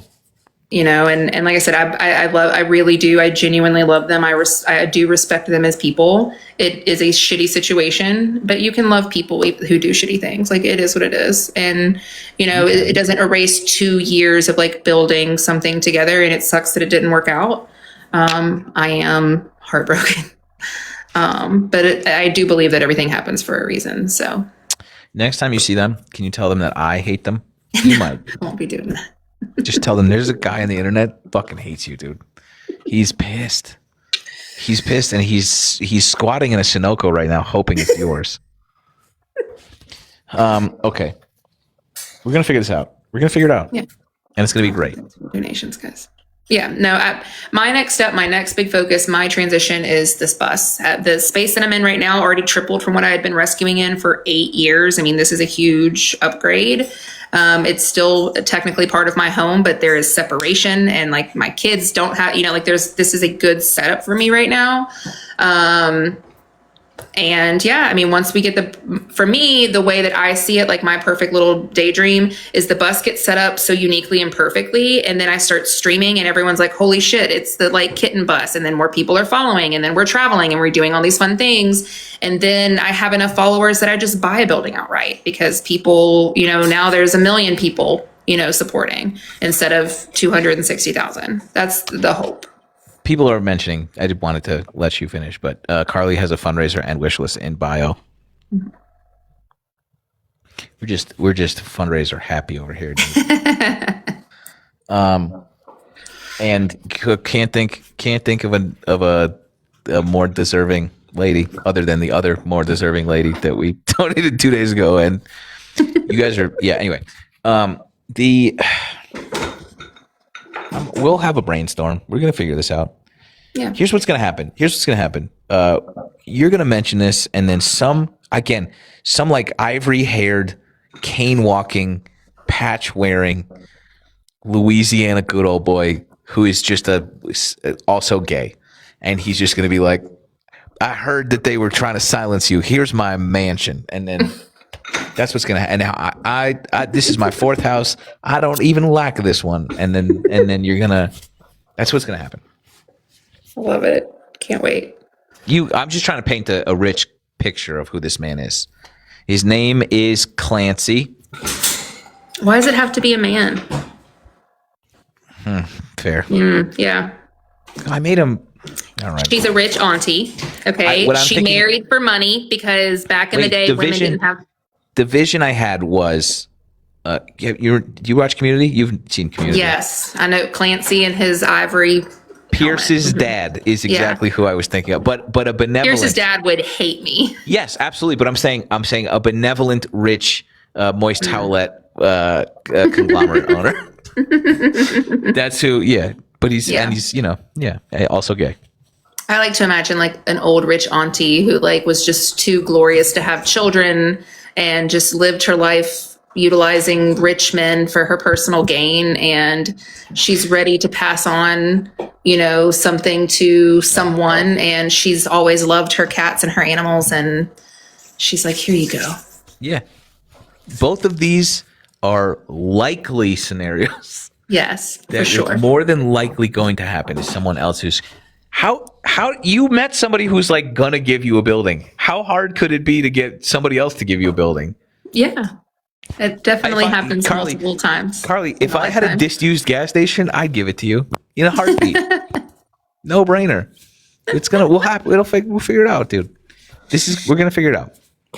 I know. I really do. Like, I really am like, and I was telling people, like, in my gut, I'm okay with this. Like, in my gut, I know I'm making the right decision. Like, I know that this was not meant to be. It sucks because for 2 years, I really thought that it was, and we are working through this. And so, like, two things can be true at the same time. In my gut, I know I'm making the right decision. In my heart, I'm hurt and I'm like broken. And in my head, I'm just trying not to be angry. I don't think there's any benefit in anger. Like, it is what it is. It is what it is. I wouldn't do anything differently. I wouldn't go back and take back. I don't know what specifically was said. I don't know what specifically they've watched recently that has offended them, but I wouldn't do anything different. Nothing. There wasn't anything. And like, also at this, in the year of our Lord 2026, for them to be like, stop talking about this is a very large ask. Yeah. Or anyway, they should be talking about. So anyway, like, you're handling this with the grace that I don't even understand at all. So I'll just say this, and you should be commended among all of the other ways and reasons that you should be commended for the life that you fucking live, you little baby angel. This also is a reason that you should be like, I have no doubt there's more rage and anger to come because it's a process of mourning. I'm literally in mourning over, this was a big thing in my life, for 2 years. There's going to be a mourning process, and I'm prepared for that. You're allowed. Yeah. But like I said, at this point in time, I just don't want more strife or animal. I know that That's I didn't fine. do anything Just text, wrong, and I'm at peace with that. You just text me their name and address and social security number, and then I'll take. I have strife in my heart enough for everyone. So no, I know y'all think I'm crazy, and I'm okay with that. But I think they're just trying to do what they think is right, and I have to respect that. Okay. It hurts. It hurts really bad. We're gonna figure it out. But yeah. Okay. Tomorrow's another day, lady. Tomorrow is not just another day. Tomorrow is Mardi Gras. Everywhere else, it's just Tuesday. Y'all can suck it. I'm gonna be having the best time of my life. Really excited about it. Cool. I'm gonna run naked through the streets at some point, probably. Probably not. Maybe. Who knows? I think. What better way to exact terrible liberal revenge than running naked through the streets of a deeply I'll probably be red. running after a naked toddler at some point too. I'm just gonna be like, why does no one have their clothes on? That's the story of my house right now. I'm like, just how? Put your clothes on. Why? Why is this something I have to describe to you? Put on your clothes. She says the same thing to me, which is crazy. Anyway, that's not true, actually. There's videotapes of me not wearing any clothes, festooned, plastered all over this woman's social media. Actually. You and that little black number lives forever. I'm trying to remember which one that was. Anyway, I'm going to bed. Good night. Thank you for everything. Send me some beats from tomorrow. Yeah, I need to put that behind a paywall, but yeah. Okay. For charity. Okay. Bye. Bye. What a lovely lady. That makes me mad that she had to go through that. But I don't. You have stories. I have stories. It's the worst feeling in the world. You got your heart set on something. Like this is my story times a trillion. Like you go through all this process, and I'm sure a lot of you have bought houses that have fallen through, or like you had like a wedding or whatever, and yeah, it's the worst feeling in the world. I was about to sign. I was about to sign my very first pro contract. And we were talking about what size bike I was gonna get, and where training camp was, and like what the salary is, and can you make it on Tuesday for your whatever. And then the next day I read on Velo News, which is a cycling publication, that they had filled the position by another dude who like got dropped 4 days before from another team.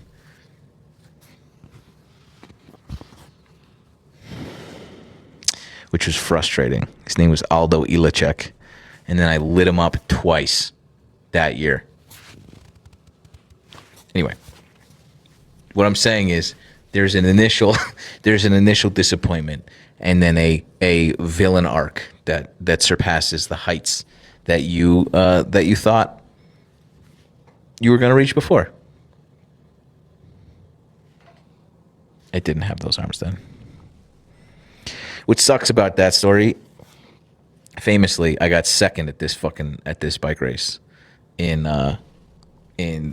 Missouri, Francis Park in Missouri, and Ty Magner beat me, and I got second, and Daniel Holloway got third, and Aldo Ilacek got fourth, and so it would have been so much better had Ilacek beat Holloway, because then he would have been on the fucking step below me. Whatever, it's fine. What I'm saying is, Carly's gonna have a picture in front of her, sort of cartoonishly Louisiana like cat mansion, and this shitty little whatever the fuck the disused gas station is gonna be in the background somewhere. That's what's gonna happen. Watch, dude. Anyway. What year was this? 2016. I was going to sign with Astellas Pro Cycling, and then they got Aldo Ilacek, and I beat him 3 times that year. They had a they had a fun time, though. That was a fun team. I was pissed. I'm still pissed about that. It's fine. It's cool. I don't think about it every night before I go to sleep. It's fine. Anyway. This is my own psych, and like again, the work that I did to do that was not like cumulatively, I worked bike racing to get to that point, but like Carly went through all this shit, zoning, taxes, loans, environmental remediation, all that shit she had to go through, and then that sucks, dude. So we're just gonna have to we'll figure it out. No, Nico, I was gonna sign that next year. That year that I didn't get signed by Astellas Pro Cycling, I think I won 15 races. I was just out of spite winning everything. There was no New England race that I didn't win that year. I won like 15 bike races, and like travel races too. And so the next year was supposed to be Toronto Hustle. And I was about to sign the contract, and then Cervelo pulled the funding for that team at that moment. And then they were like, I had an option to go with CCB, which was the team that I ultimately signed with in Europe. And then I signed with CCB in Europe. And they were like, if you have the option to still sign that contract, because I was telling them, I was like, it's between you and this other team. And they were like, you should sign because we're not going to get our pro card this year. And I said, okay. And then I went to Europe, and I raced with CCB, and then they sucked. The director of that team was a fucking sociopath. And then the next year I signed with Toronto Hustle again because they had their pro card by then. And then I signed with ButcherBox for 5 years. And then I got smoked by a car. That's my life. How do Carly and I know each other? Our mod our mutual moderator, April, who is the pillar of both of these communities, introduced us during Live Fest one time. She was like, I mod for this other woman, and she's a cat nursery. I was like, I love cats. And now we've traveled together twice to California and to Cabo San Lucas, and are, I think, pretty good friends. Crazy internet. Isn't that insane? Yes, we do blame April for Cabo. That's exactly right. That's exactly right. We blame April for Cabo. That's true. I still got to go to Cabo San Lucas. It was fucking fine. We did. Ultimately, we were trying, if you remember, we were trying to get April to come with us. But timing wasn't great. I think next time we do, it was chaos. It was fucking full-blown chaos. The next time we enter into Live Fest 2027, it will be on the stipulation that April joins us. I won't go. I will get blacklisted by TikTok if April doesn't join us if we go. That's what I'll do.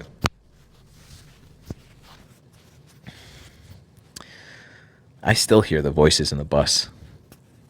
Those still ring in my ears.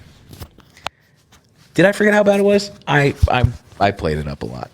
I just don't like being around people, I think. No, I think Cabo was better.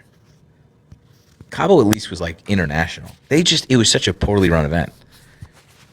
The TikTok studio thing, the bus was fucking insane. Never again. You couldn't pay me to go do that. You could pay me to go do that. You can pay me. But no. Pass. I can't believe they held a live event and didn't have Wi-Fi to cover. Oh God, dude, that was so bad. I won trivia. I fucking won trivia. That was great. And they were asking all these softball questions, and then we were like, which one are you gonna do? And I was like, obviously I'm gonna do the sports one. And they were like, you look like you do smart things. And I'm like, oh. I'm so glad though, because I did that first event. And then I went to my hotel room. I fucked off the rest of the time because I was just like, I don't know what's going on. None of this is I can't participate in any of this. So I just went to the beach. I hung out with Carly. It was great. I did follow it around for a minute. They had it. Oh God, it was 10,000 degrees outside. And they were like, there was one team member throwing a ball into a hoop outside. And I was like, I looked around. I was like, if I left right now, would they know? No. And so I don't even think you guys got to see because I just had no Wi-Fi. So I just walked away. I was like, I remembered in that moment. I was like, oh, I have free will. And I just left. I was like, oh, okay. I don't belong here. I bully racists on the internet. What am I doing here? Anyway, I'll do it again. For the plot, dude. This is a great story now.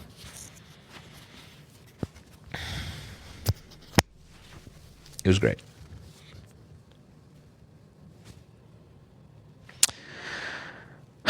Okay.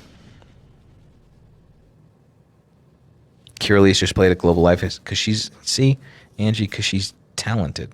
She has talent. She belongs there. She has something to offer. I can't showcase my skills at these things. I'm not going to go up on stage and be like, anybody want to talk about gay rights? Yeah, so what are your thoughts on abortion? Chat? Oh, no. Okay. Yeah. Yeah, exactly. I've told this story to most of you who were day ones, but when Carly and I went to the TikTok studio, whatever launch, we went around this entire room, 20 fucking creators. We went around this entire room, and everybody said what they did. I go to theme parks, and that's what I do. I go to theme parks, and I'm live at theme parks. And I battle, and I talk my shit. And this person's like, I go to different theme parks. whatever. And that's what I do. And they're going around. Carly stands up and is like, I run a kitten nursery. Kiralise is like, I play music for tens of thousands of people, and I'm incredibly talented. And then they got to me, and I'm like, I bully racists on the internet. And the crickets, the absolute silence that fell over. There's 4 TikTok employees that were like, hey, I know you. Oh, that's awesome. And then everyone else in that room, save Carly, dead silent. Like the in your bones silence. And I was like, okay. And then, because I shouldn't be there. Why am I there? I'm not gonna help you launch TikTok Studio. Why the fuck am I invited? Oh God. Yeah, I do political content. Anyway, that was, and then, oh God, and then we sat there for 2 hours. We sat there for 2 hours being pitched basically like Restream, but for TikTok, which is what Carly uses, TikTok Studio, which is very effective, except I don't have a PC and I don't plan on getting one. So I just sat there and they tried to sell us. Somebody who used to work at TikTok now builds studios, and if you pay them, they'll come and build a studio. And there was like a 40-minute presentation about this guy coming into your house to build a studio. And I felt like I was getting sold a timeshare, and then we got on that fuck-ass cacophony of a bus. We got on that bus, and they all started battling each other, and Carly and I sat there with our ears ringing in dead stop LA traffic for 2 hours. And I thought I was going to fucking die. I thought I was going to walk into traffic. I cannot describe to you. But then the rest of the night was great. Carly and I went to, we met Amy and Gemini Rising, and we went to a bar, and then we went to a different bar, and it was the fucking best. Such a good time. The night made it all worth it, but the day, did it make it all worth it? It was pretty good, but I think, I still would have done it. The bar was amazing. We had such a good time. But it's close. We could just do that. we could just skip that other part. Anyway.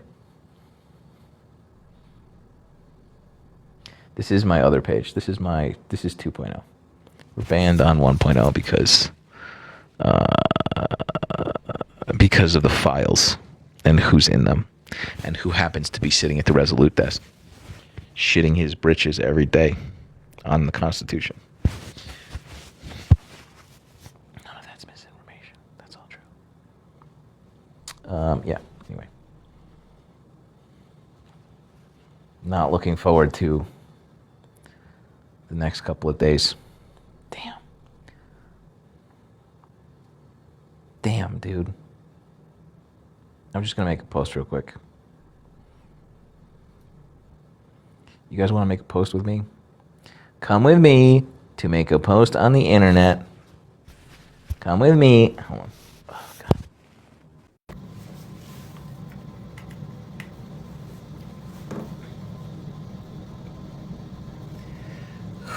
Well,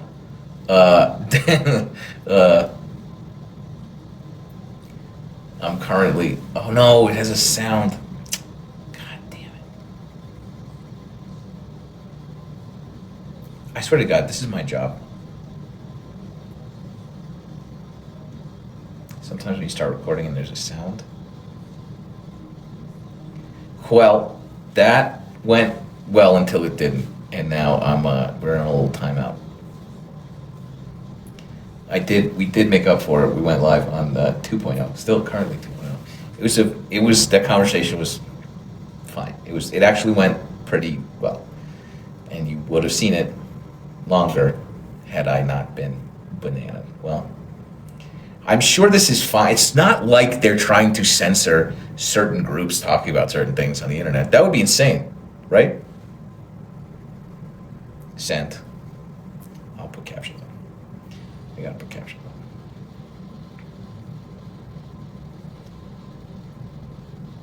I look haggard. Did you see older millennials video about you? Yeah. That guy is nothing if not consistently wrong.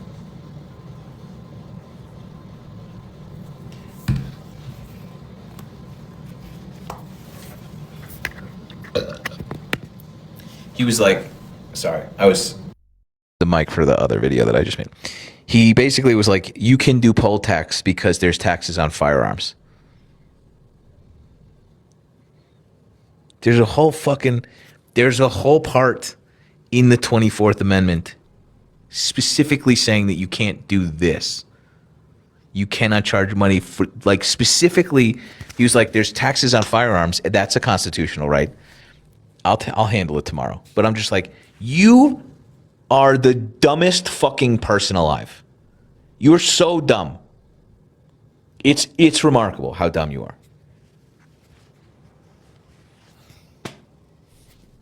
Hello, Olivia. I'm gonna go to bed.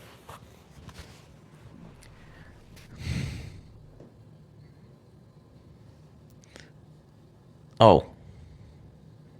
Okay, I have tea. This is so juicy. Are you ready for this? No, wait. Okay, go on. Okay, this is gonna take me like 2 minutes to account with the fullness that it deserves. Is that okay? Yes. Okay, all right. As you all know, Texas went through with mid-decade redistricting at the direction of Donald Trump. Why did he do this? Because they were like, fuck, we're going to lose the House, so we need to redistrict and gerrymander some of these seats so that we can win them no matter what. We're going to do this, right? So they did it to 5 seats. One of them being Texas 9, which is currently held by who? Al Green. They redistricted the seat to make it more friendly for Republicans. Mean Al Green. Okay. So they redistricted Texas 9 and they redistricted Texas 35, right?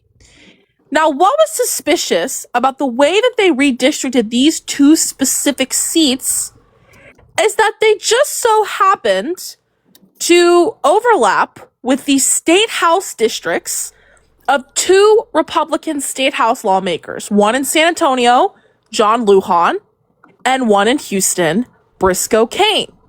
Briscoe Cain in particular being this huge MAGA guy, built his whole thing on he was a lawyer for Trump's 2020 Stop the Steal legal team. That's this guy, right? So they, shocker to no one, announced that they are running for Congress in these 2 brand new seats. One in Houston, one in San Antonio. Well, it's very rare that, hotshot, guaranteed Republican political seats come open in Texas, right? Mm-hmm. So not only do they announce that they're running for these seats, but in San Antonio, a man named Carlos de la Cruz announces he's running for this seat. Carlos is the brother of Congresswoman Monica de la Cruz from Texas 15. And in Houston, this woman named Alex Mueller, married name Dechmoral Mueller, very important here, announces that she is running for Texas 9, even though she lost the Harris County judges race in 2022, got her ass beat by Lena Hidalgo, which is really embarrassing. She lost. Awful. They also announced they're running in these seats, right? And it's a big deal. Everyone's like, what the fuck? These are competitive primaries.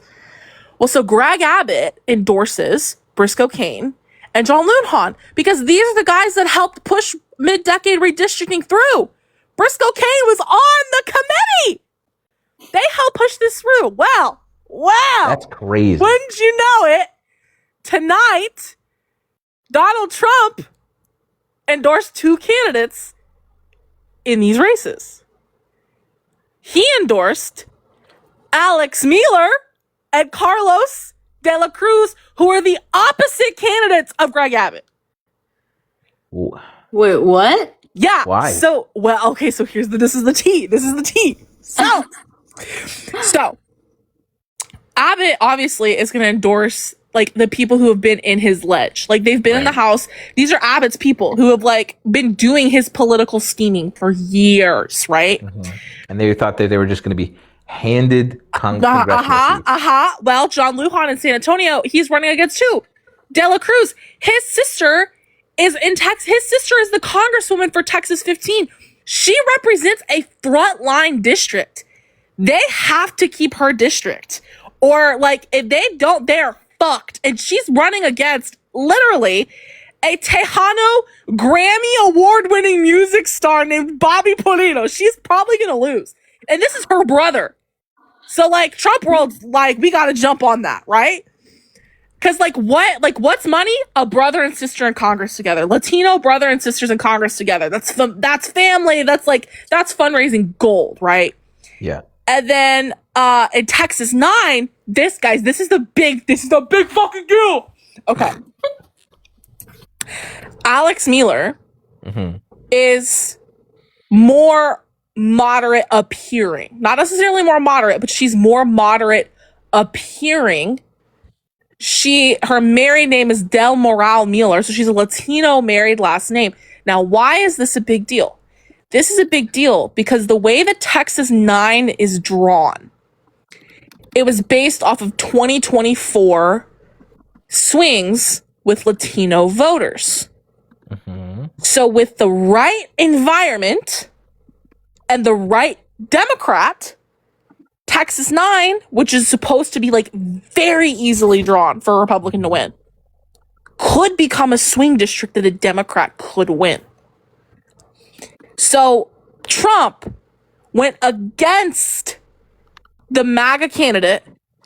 He went against Greg Abbott's endorsement, against Texas Right to Life's endorsement, against all these endorsements from these conservative groups, against the endorsement of the Young Republicans of Texas, to endorse the more moderate appearing Latino sounding candidate in this district. And what does that tell us, children? They are worried that they're going to lose a seat that they drew for them to win. Crazy. It's crazy. Isn't that such tea? That is such tea. You You know, it's told also that beautifully. Thank you did tell that beautifully. You should do that with visual aids so that you should get like a whiteboard and explain it to but like it would do numbers. Let me tell you. What's crazy about that too is this whole, as we've discussed before, just to reiterate, this whole attempt to get people to re-register to vote using their passports and other sort of like identification is slated to hurt a lot of Republican-led areas. Don't get me started. Because again, in open mouth, insert entire leg. Yeah. Because don't get me started. The Southern Americans don't have passports. Yeah, let's do all the voter ID laws. How about that? Do it all. Get passports, IDs, do it all. Republicans, do it all. Do all the voter ID laws you want. Put them all in place. Make it as hard to vote as possible. Go ahead. You bitch. Do it. Anyway, but Let's light this candle. I say don't do that. Let's light this candle. Let's light this candle. I'm saying like, why is it? Okay, so yeah, another instance of where like their attempt to blatant, obvious, kind of irrefutable attempt to cheat our voting system. Yeah. Again, is going to shoot them in the foot. Is like shoots themselves in the foot. But also like, why is it that one side, do you think, is attempting so hard to make it trying so hard to make it more difficult for Americans to vote? Why is one side doing that? You know why it is? I'll tell you why it is. I mean, I know why it is. They're scared. They're scared of 2008 Missouri. Do you know what 2008 Missouri is? It was when hold on. It was Jake Gyllenhaal. No. And there was a tsunami. No. And 2008, his 2008, Barack Obama came within 2% of winning the state of Missouri. And you know what's crazy? Another little fun fact, Hope Core for you, okay? Donald Trump's approval rating is approaching George Bush 2008 winter numbers right now. And you know what that means? He's within like 4 points of that. I thought he was there. Is he not? 38%? It's lower than 38%. It's like 34% is the number. Not to derail you, but that's 38% of the people that voted for him. Yeah, that's a big chunk of Republicans that are like, but like only a third of America voted for him to begin with. 38% of them, 36% of them. And what happened after that? Also, further context, I read this great sort of thing that's like the floor to approval is basically 27 points. That's the floor, because there was some just test where they had people like vote based on like 0 candidates or a candidate that they hated, and no matter like how you did it, the base minimum for people voting for a candidate that they hated or knew nothing about or had no name or whatever, that was along their party lines, was 27 points. That was like the base. So that's the floor to people who will literally just like vote, like approve of regardless their party's candidate, no matter fucking what. I mean, it's not perfect science, but that's so we're nearing the absolute floor. And like what happened after that? What happened after that level? George Bush like was leaving office, and he was constitutionally blocked from running for another term. What happened after that? Fucking Barack Obama happened after that, bitch. Like we are I know it's always sad, like, oh no, like we lost, things are bad, but like I need you guys to lock in for a minute here, okay? Because this is what I do. I don't do drugs, but I imagine that when I found out today that Donald Trump endorsed Alex Mueller, I feel like that is what it feels like when people inject things directly into their veins. I screamed out loud. I'm so excited. I need you all to lock in for a minute here. This is our fucking year, okay? We have got to fuck them up in the House, and we are going to, I believe it, God willing, we are going to fuck them up in the House. We are going to fuck them up in these Senate seats. We will win back at least one of these 3 major Senate seats that they're fucking with us with. We're going to win one of them back. And then what's going to happen? Next year, very shortly after midterms, it's presidential primary season, baby. And all these Republicans are going to be knives out for each other. They are all going to go into business for themselves, and Trump is going to be a lame duck president. And it's this spiral we're on right now with the Epstein files. And by the way, Kristi Noem and Pam Bondi's approval rating is both below 27%. This spiral we're on, it's just going to keep going. It's going to keep going. They're going to keep fucking up, and we're going to take back our fucking country. And we're going to win and do cool, good-ass shit, and then Democrats can go back to fighting each other. Dark Woke 2. Get ready. Yeah, you're going to hate bitch. it. You're going to hate it. Everyone gets healthcare, motherfuckers. Yeah. Everyone, Dark Woke 2. Children get free lunches. Welcome to Astro. The redarkening. You're all going to get Medicaid. Suck it. Yeah. Oh, God. I feel so good to get that out. That's great. I hope that's a good note for you all to go to bed on. We're going to imprison every ICE member. We're going to send them to Alligator Alcatraz. Yeah, all those factories they're buying is just going to be filled with ICE agents. And there's there's no guards or anything. We just lock the door and let them. It'll just be like the what is it? What's that? Anyway.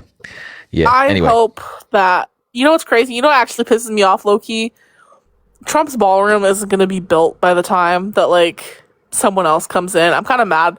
I'm mad that's happening because it's you really tore this shit down for nothing, you bum ass. I thought it stalled out. Yeah, it did. No shit. They tore the east for nothing. I'm so mad about it. I have a theory. I have a different theory about it. Oh, is he just going to pocket the money? I mean, that's a given.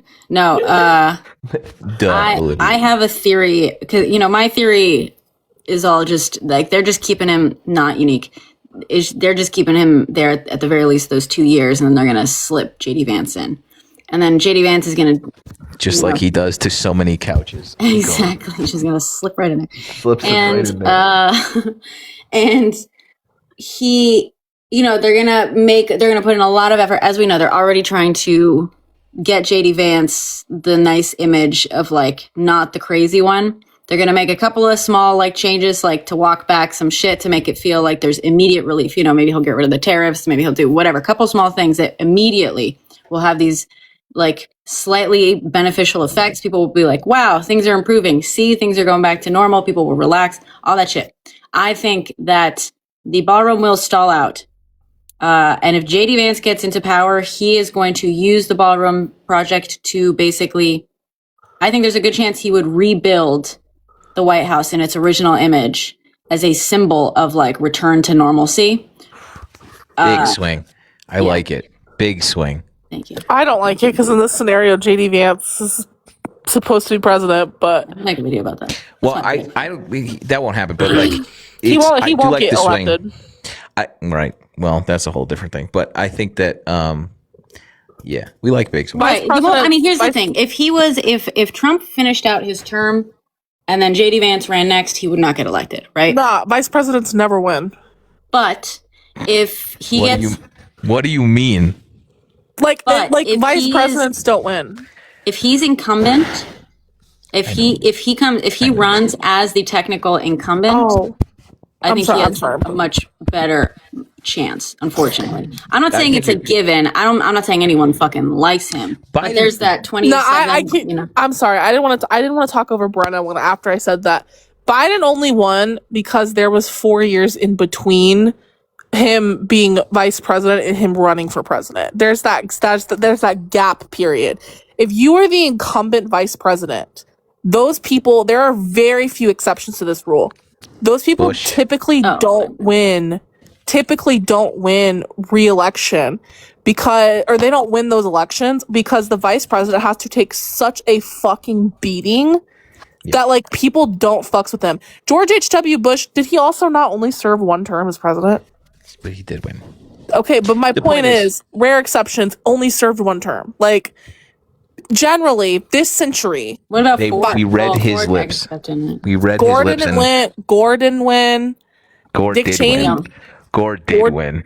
Yeah, okay, bitch. You know what I fucking mean. Gore fucking won. And in a different timeline, we're all driving hydrogen-powered cars and eating plants. And there's a utopia, and 9/11 didn't happen. It's kind of crazy. He just kind of like minds his business. You know what I mean? That's where Berenstein Bears split for me. I think the hanging I was saying, right, but so, okay. Sorry.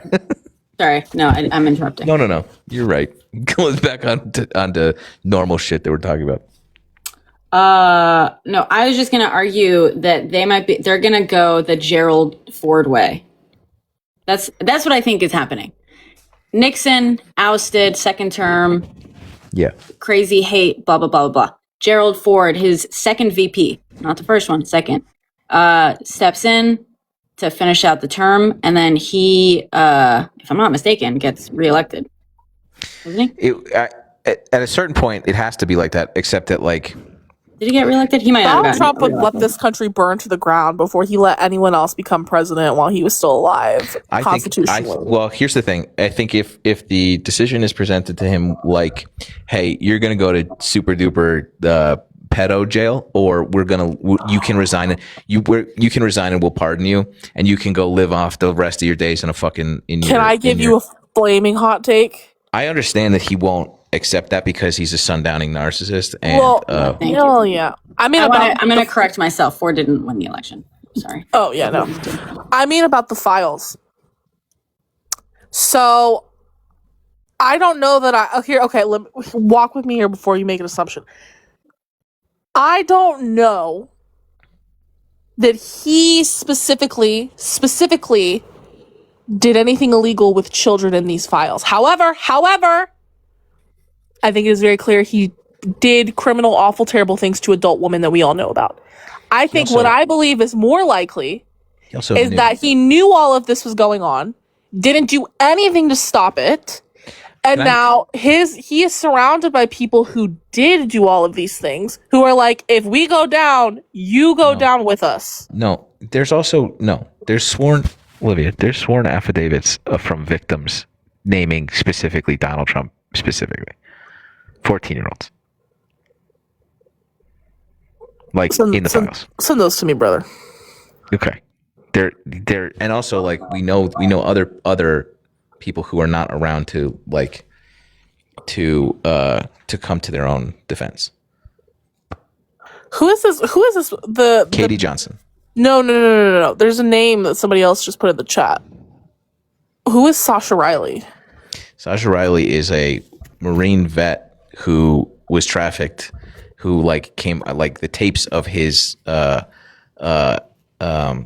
encounters were like released or leaked, and I forgot about that like outlined torture at the hands of like Donald Trump specifically, and like what he did to Donald Trump, which like gave rise to a lot of rumors about like why he's shitting his pants all the time. There's interviews, allegedly harrowing interviews of what this guy went through, and like, yeah. So yeah, no, there's plenty of stuff in there that says otherwise, but let's just say this guy he knew. He fucking knew. They all knew. You fucking knew. You guys remember that? That should be enough. It should be all this. There should be any of this should have been enough, but it wasn't. And now I do want to note for people like how I just looked up Sasha Riley. Like I just looked up the name Trump on the news, and there are no like mainstream news outlets reporting on it, which I do understand is an issue that we have in this country where there is a lot. Sasha spelled. No, I looked it up how it's spelled. Yeah. Okay. How it was spelled in the chat. My point there being, there have been multiple instances of stuff not being reported on by the mainstream, but there's also been multiple instances of stuff from the files being quote unquote posted by people that have turned out to be completely fake. Sure. There's a lot of that going on. Yeah, part of the reason mainstream media isn't going to report, I mean, I feel like there might have been mention of it at some point, but the reason they're not going to treat like the Sasha Riley stuff as like verified fact is because there is no way for them to verify any of it. It's like one person's claim, it's like recordings that were like leaked, but there's no sort of like secondary source. They can't verify the origin. They can't verify the claims. They can't do it. And that's not to say that what is said is untrue, but like official, by journalistic standards, most of them are going to be like precluded from necessarily like reporting that as like. No, look, y'all, I'm not saying I don't believe these people. I'm saying that there hasn't been large scale reporting about these things that people are not always going to see or know about. And also, there's absolutely fake There's shit. There's also like how many over 3 million documents. There's people Republicans sending me fake Epstein shit, being like Jimmy Kimmel is mentioned, and they're just like he flew on the plane. Jon Stewart flew on the plane, and Colbert. There's like a sinister late night cabal that used to go to the island, and there's like a printout, and it's just some printout those fake photos that are like being circulated of like. We're not saying the victims are making this shit up at all, but there is fundamentally there's misinformation, like fucking. But there's a bunch in that interview that lines up in ways that are like too coincidental for them to be like discounted. You know what I'm saying? So, and also there's been plenty of there's like so many women that have come forward and said so. Anyway, also, I will say the other day when I was in here, you guys were asking. I came in and you were like, "Get Brenna on it," and it was like one of these claims about what was in the files. I looked into it. There's nothing to it. Like this. No, there's this idea that there's this email that people. I guess I missed what the accusation was. I just knew it was like a specific file number, and people were like Erica Kirk. And the Erica Kirk thing is that's a thread I haven't fully pulled on. My general understanding is I'm not gonna say what my general understanding of the conspiracy is because I don't want to get you bananaed on this account. But my general understanding is it's a very out there, but also weird. She would have been like 21, I think. Younger, I think. Oh, Well, there's maybe- like no. So it depends. It's like the I was email gonna say there. maybe we have different conspiracies that we're talking about. Basically, well, the email just mentions Romania, right? And like it's like Yeah. a woman being like, "Oh, my Romanian bank account, blah blah blah blah." And I don't know if the like accusation was like, "Oh, is that Erica?" or "Oh, is that someone that like Erica Kirk was trafficking, whatever." So those claims about Erica Kirk being banned from Romania because of trafficking, those aren't true. At the very least, there is no evidence for those claims. And I'm sorry to debunk misinformation that for once is like targeting those fucking psychopaths. But there is no evidence that Erica Kirk was ever banned or kicked out of Romania. There's no evidence that like there was like the one mission organization that she like worked with and stuff. But all the articles that people were showing like screenshots of are about completely different organizations. Some, like at least one of the articles was published when Erica Kirk was like 13 years old. And it's about, a different sort of organization with like, yes, an organization in Romania was like accused of being involved in shit. But there's like none of the articles mention Erica Kirk's organization. There appears to be no ties between those organizations and Erica. Like there's no actual evidence anywhere. She has never been accused of anything like this. There's no evidence for any of it. I also, I've seen this in the chat, and I saw this on Twitter too. Something about her having a really weird, like, dynamic. I say dynamic loosely because I don't know the extent of what people say happened. But with a 15-year-old, like, she was, like, really close friends in a weird way with a 15-year-old, and she was, like, secretly a lesbian. Like, I saw a tweet about that, and I was like, what are you all talking about? Brother, I don't know. Or that she's John Benet Ramsey. That's another one, apparently. What the fuck? Yeah. So that's the other thing is that like everything's in the files. Yeah. So that there's sort of like the through line of like Satan unleashed these files, and so like this is the other through line that is driving me fucking nuts.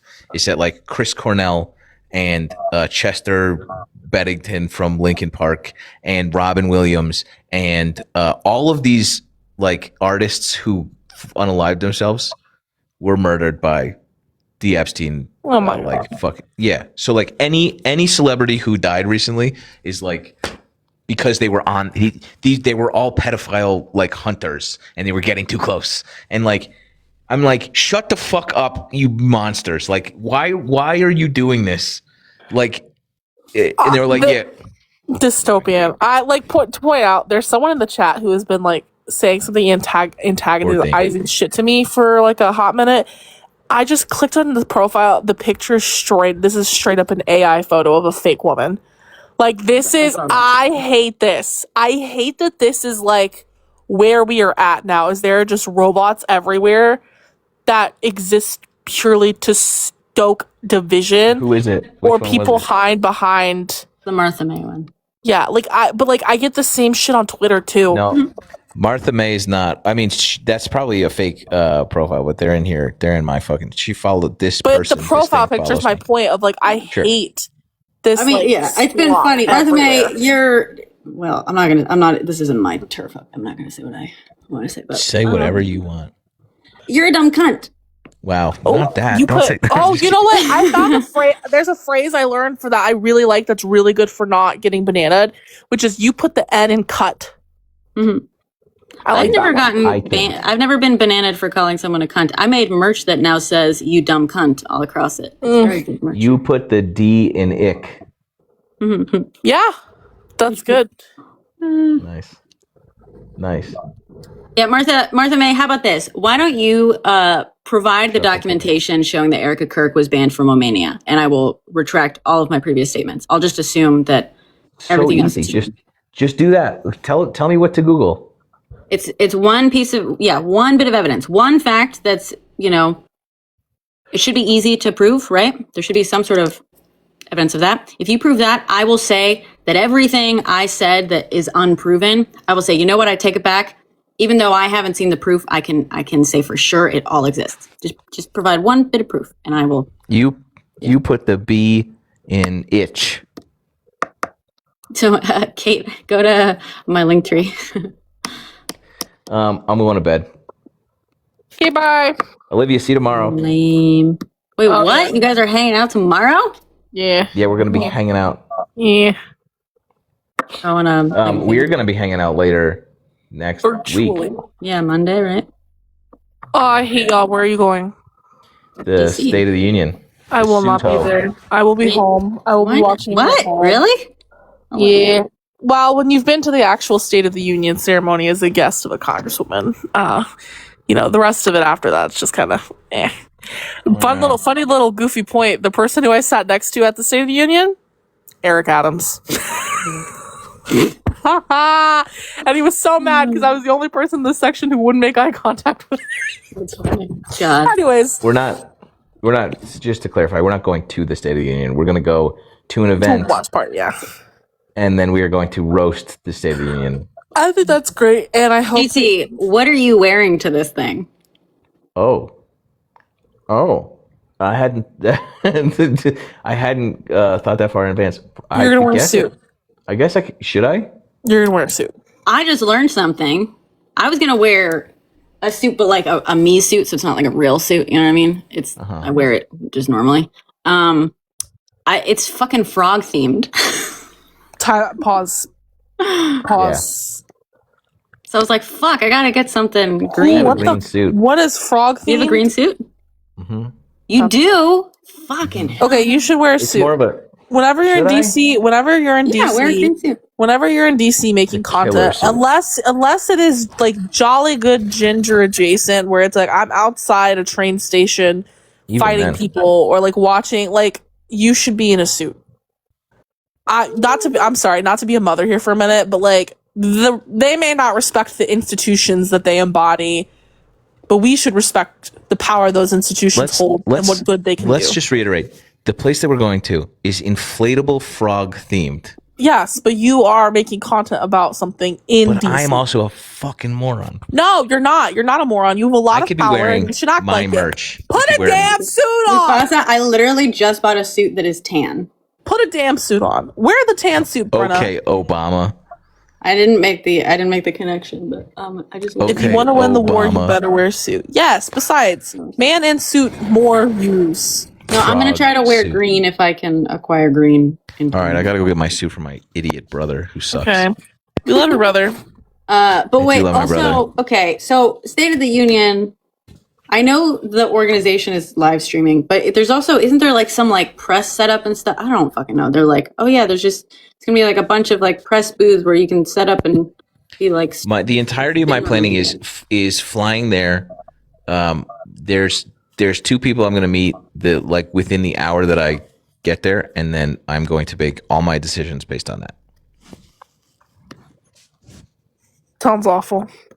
Yeah, it's I'll not, be home. I don't. I'll be home in front of my giant monitor doing what I always do. Well, I'm just saying because like I don't know. I wish I had some understanding of what. Because I don't know if it's like an event where it's just like we're all hanging out, but then because at one point Robert said something that made it sound like, oh no, it's like spin room setup, and I was like, spin room setup. He was like, yeah, you can. I don't know what this is. I'm under no obligation to make any content. I felt like I would probably live stream. Goodbye. Bye. This I is will what I'm trying to get at. Like I usually live stream the State of the Union, and I fact check. I will shit live like that stream. live. I will live stream the State of the Union. We'll probably be in the same room, and if anything, it will probably be at the end. I will make a video with either Tom Arnold or Mehdi Hassan or you. I think that's probably maybe Lysandra also. That's one it. of us, not any. No, one Maybe all of you. maximum.